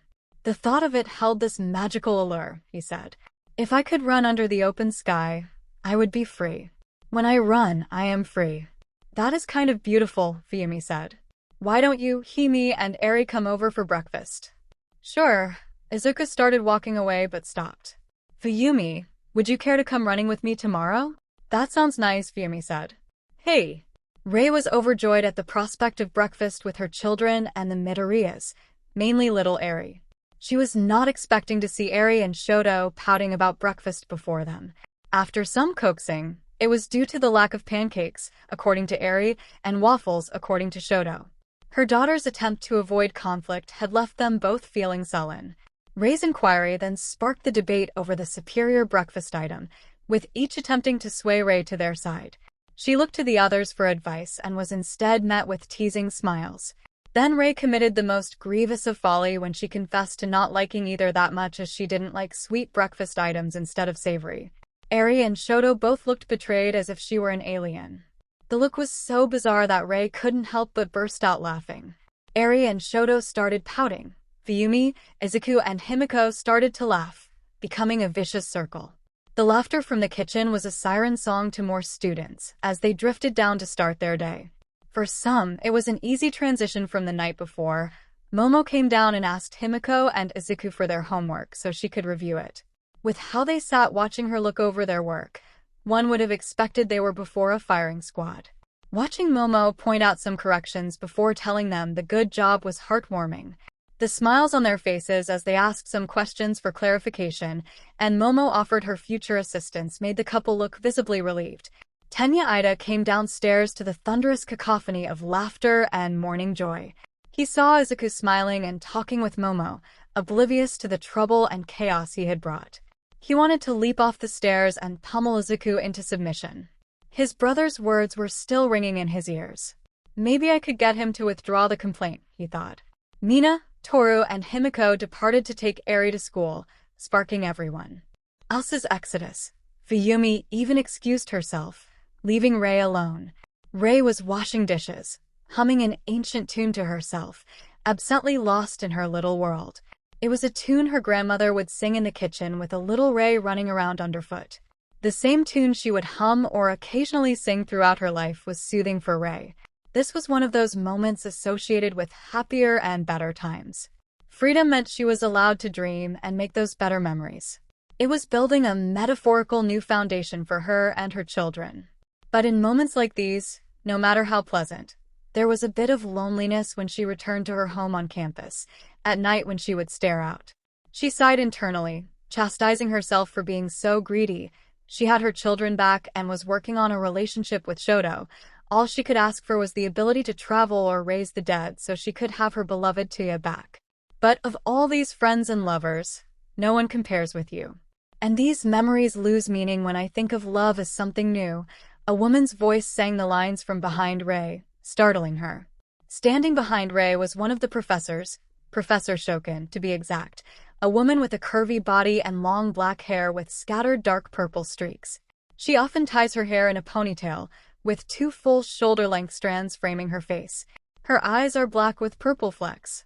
Rei hadn't had a chance to meet the woman, only a brief introduction as Shokin walked out the door. Rei had met every other professor, but Shokin seemed to be avoiding her, and when Rei did see her, the professor would ignore Rei or leave the room. "Professor," a startled Rei said, her hand over her heart. "I am sorry I didn't hear you come in." Rei expected the Shokin to say something, but instead, the professor just stared at Rei, looking her over, through her, taking the measure of her. "Not many people know that song," Rei said, feeling a bit nervous, but she didn't feel threatened. She felt safe and protected. "How do you know it?" "I know it from my grandmother. Back in school, there was a girl ahead of me," Shokin said as she slowly moved forward. "I thought she was very cool. She had this air about her, was very nice, and had helped me out when I messed up something during sports day." Rei looked intently at the woman's features. "She was a mentor to me. Helped me find my footing, helped me study. She always made time for me. I would follow her everywhere, try to do my hair like her, and watch the same shows. I guess you could say I was smitten." "A case of puppy love." Shokin smiled. "I don't think she ever noticed. Not that I said anything or gave her the dozens of letters I wrote her telling her how I felt." Shokin was getting very close to Rei. "I would tell myself tomorrow, or maybe at the bonfire, or think about getting up on stage and shout it out." But she would always hum that song. It was like her personal theme song. I noticed she would hum it when she was off in her little world or felt nervous. It would soothe her. Shokin looked around as if she was about to tell a secret. She would sing the words when she was happy, just quietly, to herself, and she would do this little dance. Rei's eyes were watering as she knew the woman standing before her. She couldn't stop giggling, watching Shokin mimic Rei's little dance. "I even learned how to play the song on guitar," Shokin blushed. "Not good, mind you, but well enough. I would think about going to her house and singing it outside her window. One time I even got as far as her block before I ran back home." Shokin was directly before Rei now. Then she was gone. Just like that, Shokin snapped her fingers. "We heard that she had married a big-time hero, and he came in and swooped her up into the happy ever after of every fairy tale you could dream of. But I never forgot about her or that song. I would sing it to myself when I would think about her. Or when I did well on a test or was nervous about something." Shokin tilted her head slightly. "I promised myself that I didn't care if she was married, a villain, whatever. That one day I would see her again and tell her, 'Rei Himura, I have been in love with you since that sports day. I don't know if you feel the same about me, but I want to be a part of your life. Having you in my life makes it better. It inspires me to be better, and even when it was the darkest, you were the light I held close to my heart.'" "Kaina," Rei whispered as he pulled Professor Shokin, aka Kaina Tsutsumi, the deceased Lady Nagant, into a tight hug. I don't know if, Shikana said. This is good enough for now, Ray. Mr. and Mrs. Midoriya. They both shared a collective headache, and that headache's name was school. Himiko and Izuku were behind in schoolwork. They had studied hard and worked diligently to pass the entrance exam. They had succeeded, but not my wild metrics, but they had passed. They had learned to answer the questions on the test, but the lack of prior knowledge was coming into play. They could answer the question, but the building blocks that got them there were outside their preview. It was like studying to give a speech in a foreign language. They could give the speech flawlessly, and they may even know what the words meant, but having a conversation or using different tenses of the words was out of the question. As they listened to their professors and stared at the textbooks, both felt that each subject was a foreign language that they only had a passing knowledge of. Coupled with the conditions of their parole, they were expected to maintain a certain GPA. So, the feeling of pressure was mounting. This wasn't something they could fight their way out of. Himiko was thankful that, while Momo, Itsuka, and Shoto looked to have things well in hand, she could see that Mina, Toru, and Ijiro had a headache as they walked toward the lunchroom. "Are you all right, my friend?" Shoto said, placing a hand on Izuku's shoulder. Izuku nodded. "There were just many things I didn't understand. I don't have the whole story, but I must tell you how it ends." "I understand," Shoto smiled. "I would be willing to offer my assistance if you require it." "That would be greatly appreciated," Izuku laughed. "Maybe you can have Fuyumi explain it to me like I am in primary school so I understand it better." "Do not fret, my friend.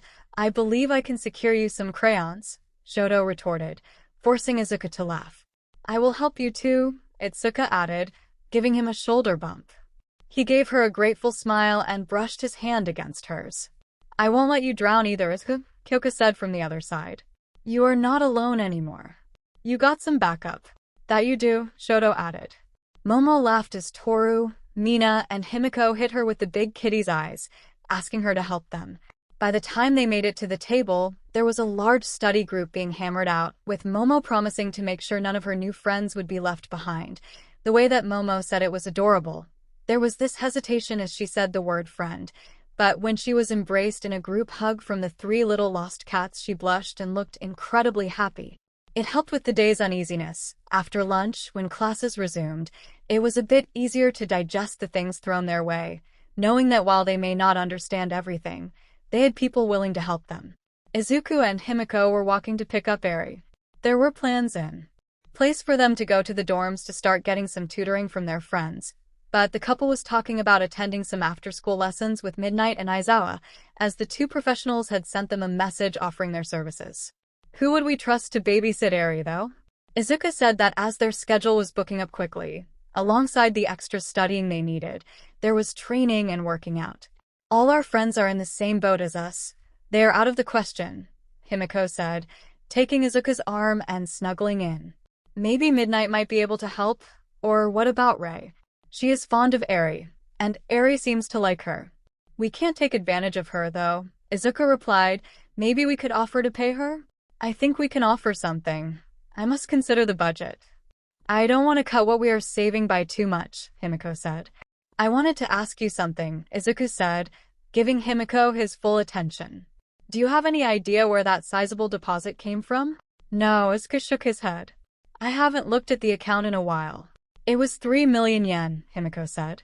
"How much?" Izuku stammered. "There has to be an error of some sort. We should talk to Aizawa about it. Maybe he knows. But don't spend any of it just in case we have to pay it back." I wasn't about to spend it, though aside from pretentious things, I couldn't think of anything off the top of my head to spend 3 million yen on. Himiko laughed. But what?" Izuku said, looking at his wife dubiously. "If we do get to keep it, maybe we can put some aside for Christmas and stuff and put some in savings, but I want to invest the rest, maybe," Himiko said. "Neither of us know anything about investing," Izuku said. "Yes, but Momo and Nizu do," Himiko said. "We could always see if they could point us in the right direction. It will just be something that will take care of us or Eri later." Himiko took his hand. "I don't want us running around being heroes our whole lives. I want a life to raise our babies, and to make sure they are taken care of, especially if one of us gets hurt or—" "Nope," Izuku said, kissing her cheek. "I don't want to think about that." "Neither do I, my love." Himiko wiped the stray tear from her eye. I don't want to imagine a life without you.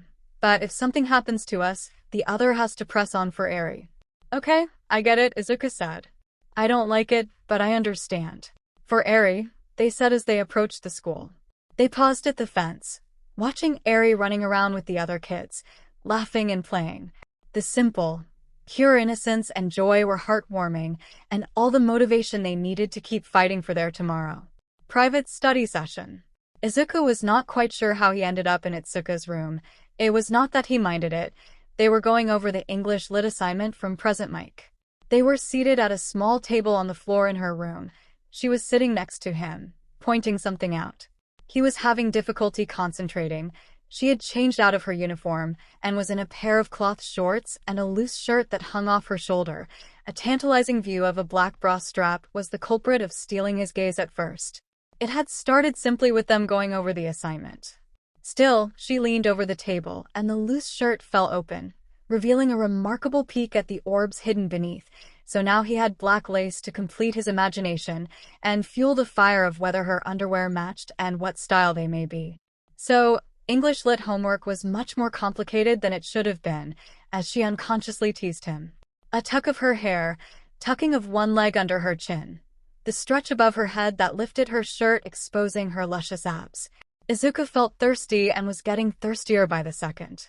Now she was next to him, her hair off to the side, her tender neck exposed, her perfume filling his nose.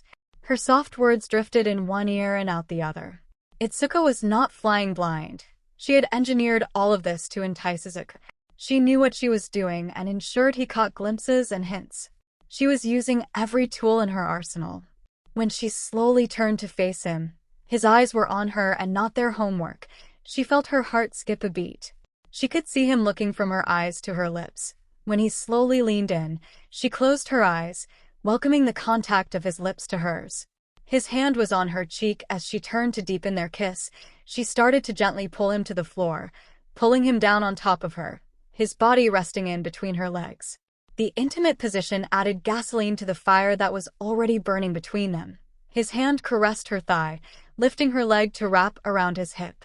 She almost whimpered when he broke the kiss, but instead bit her lip to contain the moan when he began to kiss and suck at her neck. Instinctively, she had her legs wrapped around him as small jolts of pleasure ran through them, and their hips rocked against each other. Itsuka could feel his erection straining against his clothes, and he could feel how badly she wanted him by the motion of her hips. He grabbed the hem of her shirt, and in one deft motion, it was pulled over her head and tossed aside. She undid the tie from his uniform and nearly broke the buttons on his shirt, freeing him from his clothes. She blushed as his eyes were on her lace-clad chest. As his hands slid lightly up her stomach, she shuddered and pulled his hips tight against her. She gasped when she grabbed the clasp, and her breasts came free of their lace prison. She wiggled and writhed under him as they kissed, and his hand fondled her breast, playing and teasing her erect nipples. She broke the kiss, and his name escaped her lips in a pleading tone. He kissed her jawline and down her neck, moving ever closer to where she wanted his mouth. Her eyes closed as a deep throaty moan filled the room as his mouth closed over her nipple. With each swirl and flick of his tongue, she moaned his name, calling to him not to stop his actions, encouraging him more as he switched to the next breast. She reached down and rubbed his hard cock through his pants. Fumbling her way, she freed him. Taking it in her hand, she began to stroke him up and down to his delight. His simple moans of encouragement were all she needed. She felt his hand trail down her stomach, dance playfully across her abs. Then it was at the inside of her thigh as she opened her legs for him. She felt the fabric of her shorts shift to the side as his hand found the outside of her panties. She blushed at how her desire had already made a mess of her underwear. He pushed the damp fabric aside and began to lightly touch her wet pussy. As she continued to stroke his cock, their moans became louder as they brought each other closer to release. The way he fondled her clit was nearly enough to break her. She nearly screamed when his fingers slipped inside of her. She could hear him playing with her dripping sex. She listened to his moans in her ear, begging her not to stop, that he was almost there. The way he called her name and the attention he was paying to her. Not just mindlessly fingering her, but his other hand was at her side, caressing her hip and legs, squeezing her breasts. They kissed. He nibbled on her neck and shoulder.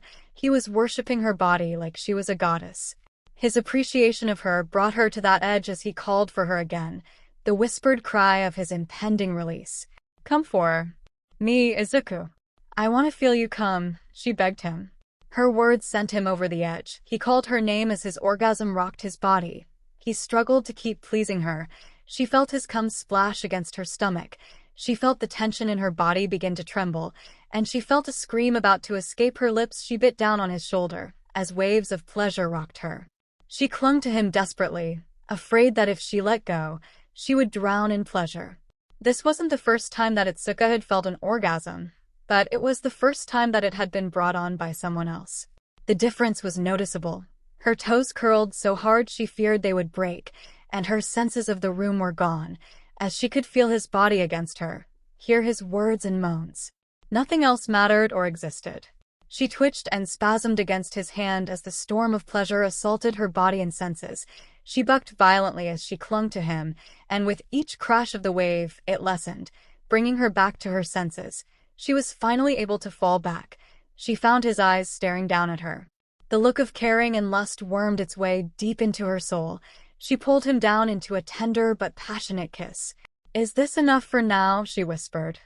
"I was afraid I had pushed too far," he said. "I got so swept up in you." She smiled. "I would have told you no. I wanted you. I wanted this." They cleaned up and put back on their shirts. She pinned him to the door, stealing another kiss as they said goodnight. She felt like she was floating as she made her way to her bed and off to dreamland. As Izuku was walking across the lawn towards his home, he was passed by a blushing Mina, who looked at him and giggled. "See you tomorrow, Mina," he said. "Yeah, tomorrow," she whispered. He found Himiko sitting on the couch, looking quite happy with herself. "That girl can kiss," Himiko said with a Cheshire-type grin. Izuku smirked, then walked over, lifting Himiko. He threw her over his shoulder and slapped her on the butt. "Sounds like you have been quite the naughty girl," he said. Himiko went to protest, but a quick smack across her ass turned her protest into a moan. "I think you need to be disciplined." Himiko let out a moan of desire. "Yes, I do. I was very naughty. Please teach me a lesson. Make me a good girl."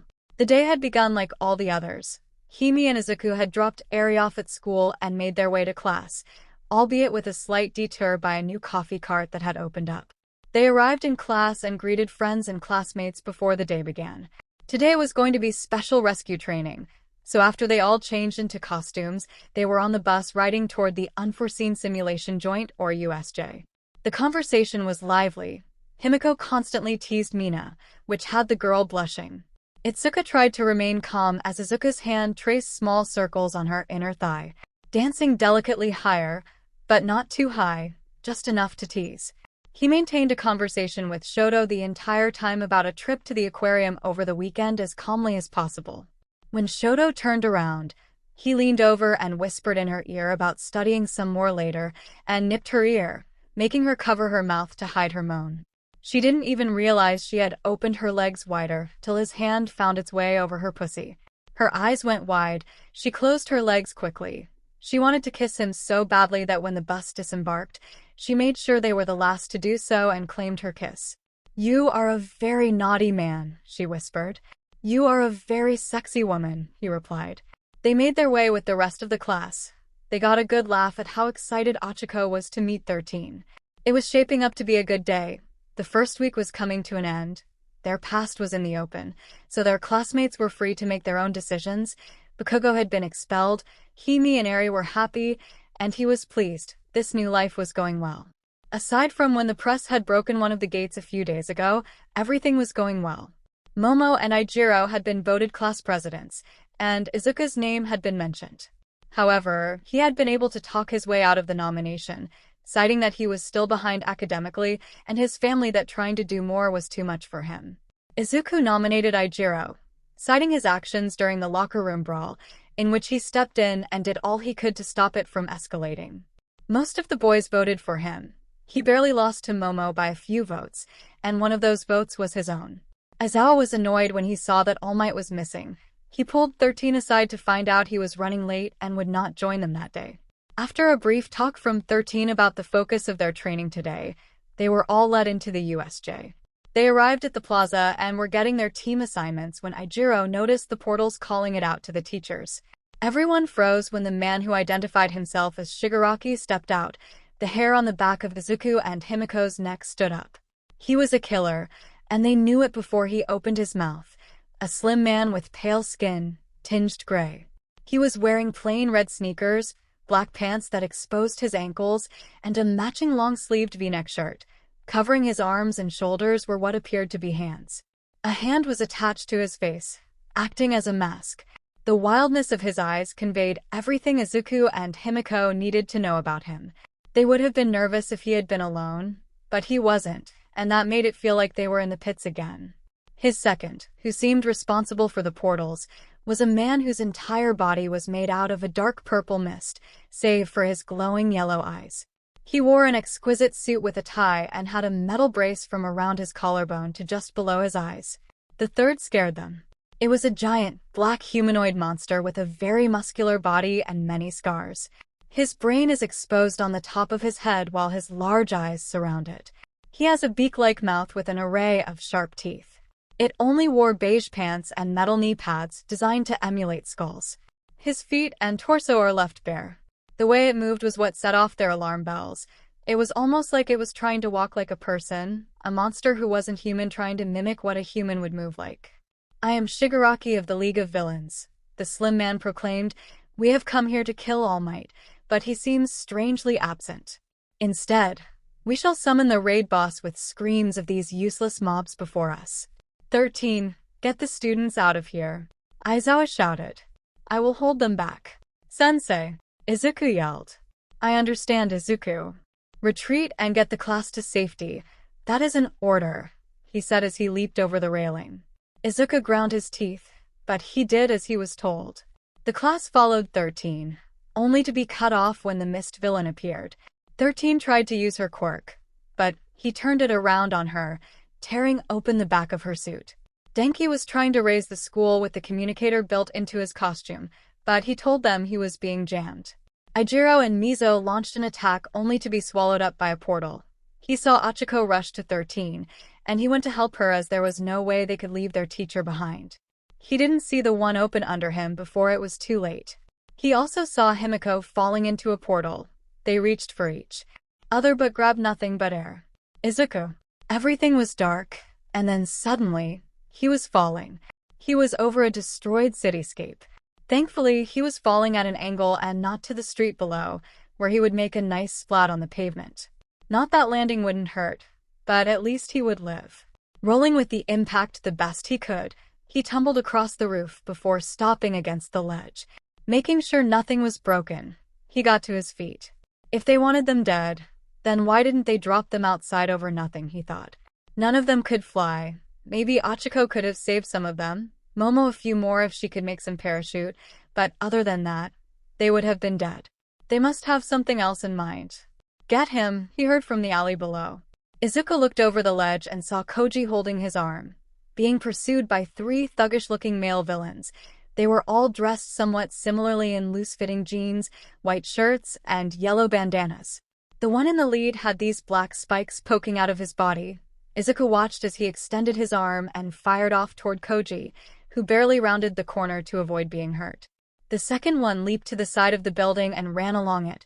The third hand's skin began to peel away, revealing jagged bone fingers that extended into hideous-looking claws.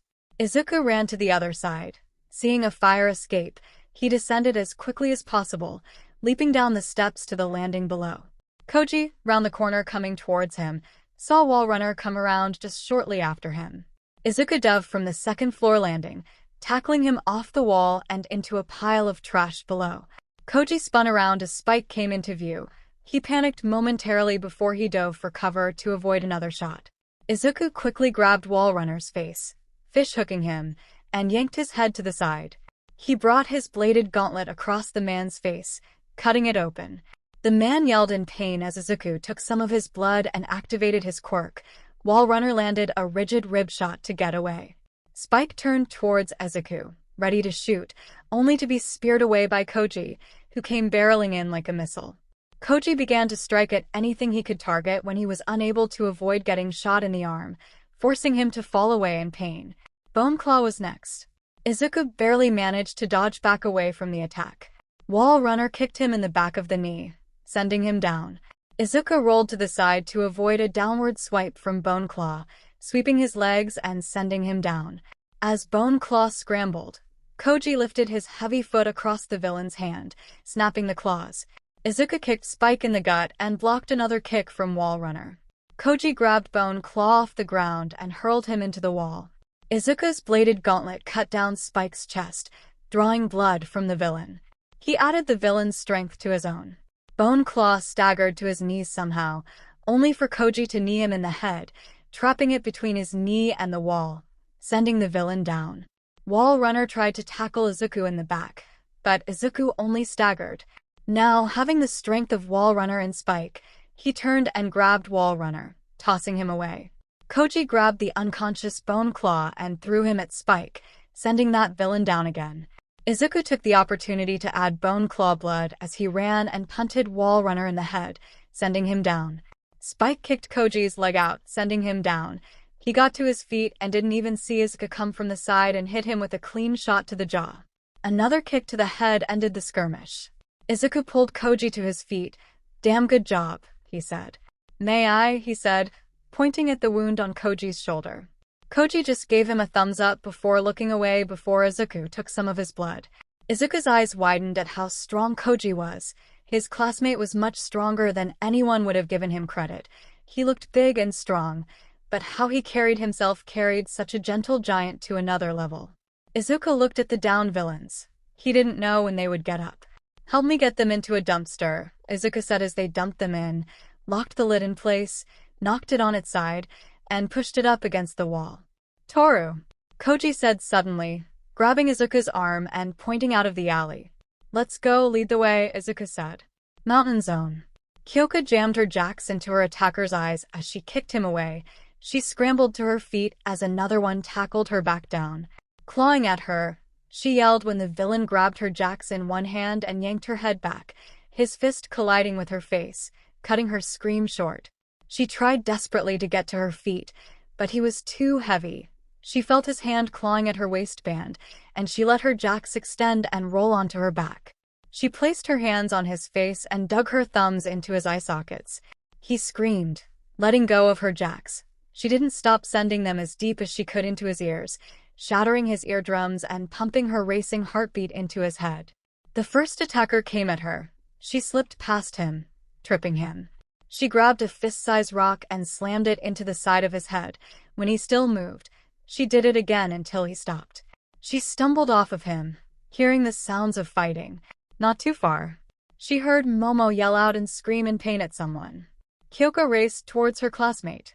She was whirled and barely managed to move out of a knife swipe. It tore through her shirt and left a cut on her stomach. She fell to a knee. The villain reversed their grip on the knife and went to fall upon her with a maniacal look in their eyes. Suddenly, Denki came barreling from the side, spearing them away. They rolled across the ground while Denki's quirk was not very accurate at range, but with his hands on their opponent, he couldn't miss. 𝗂𝐭𝐴 had been alone when she first landed and was immediately set upon by their attackers. She was thankful that she wasn't alone as everything was washing over her. One villain set upon doing something unspeakable, while another just wanted to kill her. She found Momo worried that she was in a similar situation. Momo had a baton in one hand and a cattle prod in the other. One villain lay at her feet, and another cradled a broken arm. 𝗂𝐭𝐴 came around the corner as a female villain with wispy white hair ran towards Momo. She watched as Momo swung. The villain seemed ghostly and passed through the attack unharmed, kicking Momo in the chest and sending her down. The man, cradling his arm, tried to press the advantage, but 𝗂𝐭𝐴 ran and shoulder-blocked him, sending him crashing down. Momo got to a knee and extended the cattle prod as Ghost passed through it, but Momo rolled to her side to avoid the attack. 𝗂𝐭𝐴 spun at the sound of footsteps racing towards them to see 7 more villains round a corner. The girls began to panic as their avenue of escape was cut off. Ghost came at Momo again. Momo was on her feet, and this time, when she jabbed the cattle prod, she jumped back and held the baton out. When Ghost materialized, the baton was in front of her. A terrible scream echoed off the mountain wall. 𝐒𝐭𝐲 landed a kick to the villain, who had talked ribs, as she backed towards Momo. Momo drove the cattle prod to the back of Ghost's neck, knocking the villain out and cutting off her screams. Momo handed 𝐒𝐭𝐲 the cattle prod as a staff came to her hands. They both took a deep, calming breath as they prepared to fight. When suddenly, 𝗵𝗃 came tumbling over the rocks, holding his arm as blood ran freely. He dived to the side, and a muscular villain dived after him with large curved blades all over his body. 𝗵𝗃 was in between the group and the girls. 𝗵𝗃, give them everything you got, Momo shouted. 𝗵𝗃 blinked. He hoped Momo had a plan, but he knew she must have. She saw her chest glow as he let loose his 1.5 million indiscriminate shock. Momo pulled an insulated blanket over her and 𝐒𝐭𝐲 as the screams of their attackers filled the air. Once it stopped, they threw it off. Seeing 𝗵𝗃 stumble around and their attackers down, they dared to take a breath. The ground erupted from under 𝗵𝗃, and out rose a man bare-chested, his body covered in electrical burns. A shadow fell over the girls, and they dove apart as another villain came crashing down where they were. He rose out his lower half and was a metal drill. He spun out of the hole, and the girls readied their weapons. "Surrender, or your friend dies," the one holding 𝗵𝗃 said. They saw him holding a large knife to 𝗵𝗃's throat. When they didn't immediately move, he pressed the blade, drawing some blood. 𝐒𝐭𝐲 and Momo dropped their weapons. From around the corner came a third villain who was cut up, but he had a satisfied grin. He wore a pair of garish tight metallic silver pants and a matching vest. He seemed to be tucking himself back into his pants as he approached the corner. He was holding a bandage to his side. Momo's hand glowed from behind 𝐒𝐭𝐲's back, and she felt a small, thin stiletto knife in her hand. "Already?" Burns said. "You know that maniac doesn't hesitate," 𝗧𝗪 said. "Yeah, well, she put on a tough front, got a good cut in," Maniac said, standing next to Burns. "Cute little ash blonde, whole vampire gimmick. But she was crying. The other two are finishing her off right now," he laughed, running his thumb across his neck. "She kept crying for some douche named Izuku. It was pretty fucking funny. I wonder who these two fine pieces of meat will cry for." He licked his lips. Momo and 𝐒𝐭𝐲 immediately fought back tears, thinking of what horrible fate had befallen Himiko. They pushed down the bile, thinking of what these pieces of trash had in store for them. "Drill, tie them up," Burns ordered. "Stupid children. What made you think we would let your friend live?" Suddenly, a knife was in Maniac's hand, and he spun and stabbed into the side of Burns' throat and ripped it across as he pulled the knife against 𝗵𝗃's throat away. 𝐒𝐭𝐲 and Momo didn't question it. 𝐒𝐭𝐲 leaped and drove the stiletto into Drill's shoulder blade. Momo grabbed the cattle prod and shoved it into the villain's mouth, making him scream around the device.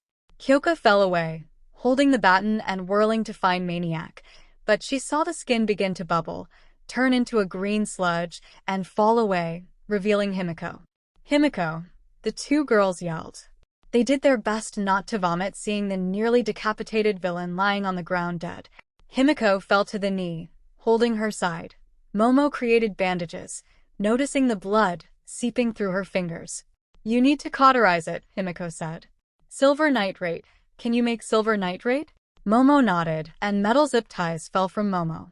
"𝐒𝐭𝐲, secure the villains and let us know if someone is approaching," she said as a vial of silver powder came to her hand and an applicator stuck in the other.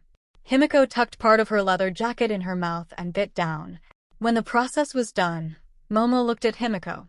Her costume was damaged, and she was missing her coat. "Do we need ties for the others?" "No," was all Himiko said. Shipwreck zone. Tsu yanked Mineta onto the boat. He tumbled from her grasp, holding his arm that had just been in the mouth of some villain that had tried to use its razor-sharp teeth to kill the diminutive hero in training while Itsuko was resting with some octopus villain. Mineta grabbed his orbs. The villain had come for him and shoved them down the villain's throat. Another was across the villain's nose when Tsu yanked him out. "Go get it, Itsuko," Mineta said, pulling a bandage. "I will survive long enough till you get back." He did his best to wrap his arm, his breathing heavy. He thought he was about to die, and he tried to calm himself as his heart was pounding and tears threatened to fall. He did manage to recall the feel of Tsu's bosom pressed against him and her arm around him, so that helped. Tsu came leaping back with Itsuka, which was covered in blood and black ink, and she was holding more than one tentacle in her hand. Her costume was torn and not in a very sexy way by Minato standards. Sue came over to him and helped him bandage his arm. "You okay, Karo?" she said. "No, those things are trying to kill us," Minato said. "We are boned and not in a good way. There are more of them than us. We will get out of this," Izuku said, steadying her breathing. "Yes, we will," Sue added, patting his shoulder. "Yeah, we have to." "I don't want to die a virgin," Minato said, getting to his feet. "That would be a disservice to the female gender." Izuku and Sue shook their heads, making them laugh slightly. "I have no intention of dying today," Izuku said. She peeked over the side. The villains were all hanging back, and one did fire some spikes, making her duck back. "They don't know our quirks," she said. "Sue, how far could you jump with Minato?" "Nearly to shore," she said, her head tilted. "Minato, do those orbs stick even in the water?" The boy nodded. "Okay, here's my plan. Ruin zone." Koji and Izuku ran into the street and saw a flurry of activity as a group of villains fought a bloodied Toru. One villain was on the ground holding a broken leg as Toru kicked another one in the balls. Ducked under a wild swing from the villain, she brought her elbow up under their chin and sent them stumbling back. Koji and Izuku didn't stop as they ran to aid their classmates. Izuku landed a right cross, which made a sickening thud, and the sound of something breaking from his increased strength. Koji tackled another into his teammate. Izuku grabbed another by the head and bounced it violently off the ground with such force that blood immediately began to pool. Again, Izuku added more strength. Toru shoved a villain towards Izuku, who dropped him with a violent uppercut that lifted the man off his feet and shattered some ribs. Koji head-butted one, breaking their nose. One of the villains attempted to stab Toru in the back. The girl dodged but stumbled over another villain and fell to the ground. The villain tried to follow up, but Izuku grabbed the villain's arm, overpowering him and driving the knife into the villain's gut. He drove his fist across the villain's face, sending him down. Izuku smiled and added more blood from the downed villains. Koji handed Toru some bandages so she could stop the bleeding and wipe herself off. "You okay?" Izuku said. "Yes, rough landing. I ended up getting a cut on my head," Toru replied. "I wish my blood were invisible. That shit sucked. I need to thank All Might for the clothes. Some of them had terrible intentions. The dumb son of a bitch." "Incoming," Koji said, turning towards an alley as a large, bulky, highly muscular man with short, spiky, sandy blonde hair and tiny black eyes stood before them. They watched as his very muscles bulged, then burst from his skin, covering his body like armor. He looked over them and smiled sinisterly. "Izuku's blood ran cold, muscular," he whispered. Izuku recognized him from the pit. He would come in occasionally and murder whoever was put into the pit with him. Izuku had watched this monster even kill a child in the hall for looking at him. That was not the only horror this thing had done. When someone was sent to him, they never returned, male or female. "Toru, Koji," Izuku said, slowly stepping before them. "When this starts, you need to run, and don't look back. If you see Himiko, tell her that Muscular is here." "Izuku," Toru said in protest. "Please, Toru, you don't know how dangerous this thing is. He is not a man, he is a monster," Izuku said. "I know him from the pit." "I know you," Muscular said, bouncing in place. "Where is that blonde bitch? Ringmaster wouldn't let me have her." "Gone," Izuku said, taking a deep breath. "Now," he yelled as he rushed in to attack Muscular. Toru hesitated, but Koji grabbed her and ran off. It wasn't out of fear, but he understood what Izuku was saying. His classmate was trying to buy them and the rest some time. Izuku rushed at Muscular. His heart was pounding in his ears, and he just needed to ensure his classmates got away. They needed to be ready to deal with someone of his caliber. Izuku was not prepared either, but he understood what he was against, whereas the others did not. It wasn't that Muscular would kill you, it was what would happen to you before and after he did so. This situation kept evolving into a worst-case scenario, but he had to get his class to safety. That was the order. Izuku looked at the massive scar on the villain's face, the apparent synthetic eye, and the head would be a weak spot. It seemed that he needed to go for the head when he got the chance. Izuku quickly grabbed some blood from the fallen villains. He had a good idea of the ones he had already consumed but couldn't afford to stop and take his time with what he collected. He felt his strength surge even more, but not as much as he hoped. But it would have to do. If he could make a muscular bleed, then he might not only survive but also win. He would have his revenge. Shipwreck. 𝗧𝗏 lay panting on the shore, catching her breath. Her finger was broken, but it had worked. 𝗬 and 𝗵𝗏𝗃 were beside her. She rolled to her stomach as they slowly exited the tall grass. They could hear the sounds of battle coming from the plaza and the main door. "You're slowing down, 𝗧𝗧𝗟𝗘," Shigaraki chuckled. "You should have run with your students. You may have had a better chance of living. I know I will make you deal. Tell where, what are their names?" They watched as the villain pulled out a piece of paper. "Tell me where the midoriyas are, and I will let you pick 10 students to live." "Sorry, can't help you," Eraserhead replied. "Why are they after them? Are they after them or Eri?" 𝗧𝗏's mind screamed. This psycho was going to kill everyone here. The mist villain appeared next to Shigaraki.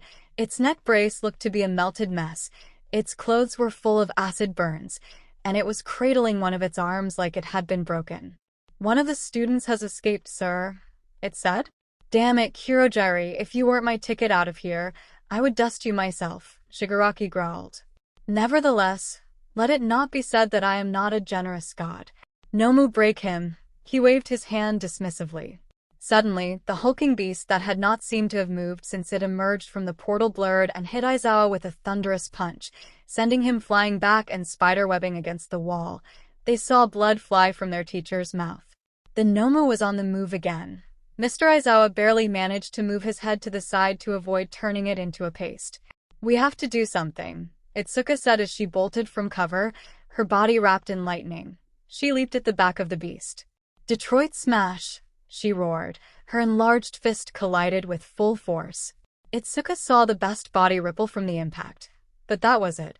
She pushed off the thing's back, avoiding a backhand strike. "Stupid mobs." Shigaraki was about to intercept her when suddenly his leg was yanked out from underneath him as she and 𝗵𝗏𝗃 went flying over the top to Aizawa. "Eat my balls, you bastards," 𝗵𝗏𝗃 yelled. The Nomu grabbed Aizawa by the head and hurled him into 𝗬 and 𝗵𝗏𝗃, knocking them out of the air. It blurred, ready to try and turn them into a paste.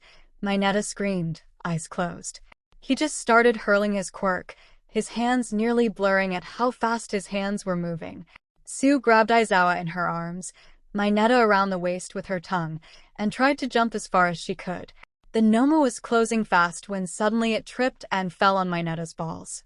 𝗬 jumped away, getting to the front door. Ichiko, her arm in an improvised sling made of Mina's jacket, came running over, along with Mina, who had a black eye and a broken horn. Ichiko negated the gravity of their teacher, as they attempted to move him to safety. 𝗬 and 𝗵𝗏𝗃 looked around the area, and several villains were lying battered, with some looking broken even. 𝗬 noticed Mina's and Ichiko's clothing torn. 𝗵𝗏𝗃 did as well, but he seemed angry. He stumbled forward, pulling the orbs from his head. He winced repeatedly but used them to bind the villains to the floor. He looked at a villain who reminded him of a rock golem from video games. He was broken and battered, as if someone had used him as a bat. 𝗧𝗏 was still in the plaza watching in horror as the Nomu tore its feet from its body to free itself from 𝗵𝗏𝗃's quirk, then confirmed to the movie monster theme. She watched as they regrew. "This thing has multiple quirks," she said. She knew she couldn't focus on that right now. The thing had some shock absorption, as her punch had done nothing. While it was still regenerating, she grabbed the thing and leaped high into the air, twisting and hurling the creature towards the lake. As she was coming down, she saw a portal open underneath her. She immediately pushed one for all higher and fired an air blast that forced her to the side of the portal but sent her crashing to the ground. "Get the damn Nomu back here," Shigaraki commanded. A portal opened and poured water, soaking the field, but the Nomu also arrived. "Well fuck," 𝗧𝗏 muttered, getting to her feet. Landslide zone. Momo took hold of Denki to guide him as they got moving. Kyoko was listening for any more people in their area, with Himiko moving at the point and knives at the ready. They didn't bother to ask Himiko about what had happened. Before they set out, Himiko told the girls, "Look, You both know these villains have bad intentions and killing us is not the only thing on their minds. Your normal try-to-survive villains don't take this kind of mission, Himiko said. We have to take them down hard. They won't spare any of us, and I don't want you two to know what they will do you. Momo and Kyoka nodded. Some attackers had already clawed at their costumes. Momo cursed that her body was so mature and that the demands of her quirk had left so much of her body exposed. Never had she been more thankful for the rejection of her first hero costume. She would have to see if the fabric used to make Himiko's suit could be used for hers. She pushed down the feelings of them clawing at her and focused on the task. She knew what they wanted, and that was why she had made the stiletto. Momo was sheltered, but when she had committed to enter heroics, her mother and the head maid sat her down to lay out the realities of what may happen to her and what she needed to do to defend herself. No one would force themselves upon her body. That was her choice to whom to surrender that to. And none of these bastards were worthy. Kyoka just nodded as she secured the stiletto in her boot. We got movement up ahead, Kyoka whispered. Himiko crouched low. Momo moved Denki against a wall as she readied to attack. We have to keep moving. They heard a voice that sounded like Sato's. Indeed, I am sorry that you had to see me succumbing to the darkness like that, Fumi said. Yeah, sorry about that, Dark Shadow added. It could have been much worse. Thankfully, I could use my fire enough to allow you to regain control, Shoto said. But we have to find Izuku and Himiko. Shoto Fumi, Himiko called out. Himiko, Shoto responded, looking momentarily relieved when she stepped out, but when he noticed the wound and the damage to Momo and Kyoka's costumes, his blood ran cold. He suddenly had little sympathy for the groups of villains he had trapped in ice. Are all of you okay? We will live, Momo responded. The groups shared what information they had. Fumi had been dropped alone in a storm zone when the villains approached him. He unleashed Dark Shadow, but the fury of the battle and the lack of light to help keep his brother in control had caused Dark Shadow to rage. They saw Fumi with several bandages on his arms, and his eyes were swollen. Shoto and Sato had come together in a mudslide area. Shoto encased the villains in ice and discovered they were there to kill All Might and any of them. He also heard that the leader was looking for Himiko and Izuku. The villains didn't have names but were not to kill the girl with ash blonde hair or the boy with curly green hair. Why are they looking for you? Kyoko wondered aloud. I don't know, Himiko said. I don't know where Izuku is, but he is probably making his way to the doors. We need to get out of here. Let's get moving, Sato said as the group left. Izuku. Muscular's quirk was as disgusting as the man himself. When he activated it, layers of muscle would rip out of his body, covering him. It was like looking at a grotesque bodybuilder, minus their skin. Now one would hope that this would make him slow, but he still was swift for his size into the realm of bullshit. Izuku was fast when he absorbed strength from others. He got faster, so he had the edge on speed, and with all the strength he had gathered before this fight had even begun, he was in nearly the best possible position he could wish for, minus having All Might's strength. That had been a rush and a half when he used it to kill Overhaul. Izuku rushed Muscular. He slipped to the side as the massive straight right came down at him. He ran his gauntlet across Muscular's arm, leaving a large gash as the collection units went to work running the blood up the tubes. He immediately ingested it and felt an incredible surge of strength and speed. Holy shit, Izuku thought. He felt a high from the sudden increase. Izuku didn't know if there was a limit to how much he could increase his strength, but he knew there was a limit to how much his body could withstand. He was going to have to store some back in order not to break himself, and use it when the opportunity arrived. He turned and ducked under a left hook, stepped in, and landed a shot at Muscular's stomach. But it seemed to have no effect as all the muscles there were acting like a type of body armor. He got his arm up to protect himself from the clubbing right that Muscular threw, but the force and strength knocked Izuku off balance. Using his guard, he absorbed the straight right that followed, which sent him skidding back, his arms aching. He saw another layer of muscle spring out as Muscular burst forward. Again, a wild haymaker from Muscular came forth. Izuku ducked in and fired a short uppercut just to cut into the muscles and gain more blood. Using his speed, he slipped to the side, landed a hard shot to Muscular's ribs, spun around to the villain's back, and kicked out the back of his knee. The villain dropped. While his upper body was incredibly vast and grotesque, his legs were not. It was a weak point that Izuku could attack. Izuku leaped into the air and landed a vicious Superman punch to the back of Muscular's head. Izuku paused when he saw an eye rolling across the floor, but Muscular did not. He grabbed Izuku suddenly and threw him away into the side of a building, it spiderwebbed from the impact. Izuku fell to the ground, coughing up blood. "Not bad, you are stronger than I gave you credit for," Muscular laughed. "Guess I won't hold back anymore." Izuku watched as more layers of muscles sprang forth, covering the villain's legs. "He baited me in," Izuku thought. Fuck. Battle of for the USJ. When the Nomu appeared, more portals opened, and more villains began to be deposited. When one opened, a villain came flying out with Ijiro on top of them. Yuga came through after them. He spun in midair and fired his naval laser. Suddenly, a massive explosion erupted from the portal, and on the other side of the USJ, screams could be heard before the portal snapped shut. Black smoke billowed up and out of the building. Ijiro stumbled off the bloody villain, getting to his feet. His hardened form had deep cracks running across it. Yuga's blonde hair was stained red. Blood ran down his face, and his costume was cut, torn, and burned in some spots. He took a position on Ijiro's left, looking at the mob of villains standing between them and the doors. Ijiro looked at Yuga, then to the villains and smirked. "Who is fucking next?" 𝗵𝘃𝗵𝗲 Shigaraki shrugged. "Kill everyone." Itsuka didn't hesitate. She burst forth from her spot, the ground breaking underneath her, her hands enlarged, and she bulldozed through the villains straight toward the Nomu. At the last second, her hand dipped into the ground, and she heaved with all her might, throwing the Nomu high into the air. Kurogiri turned to open a portal to bring the Nomu back when suddenly Tsu's tongue lashed out around his neck, yanked him back, and hurled him through the air. The villains, still standing, turned to converge on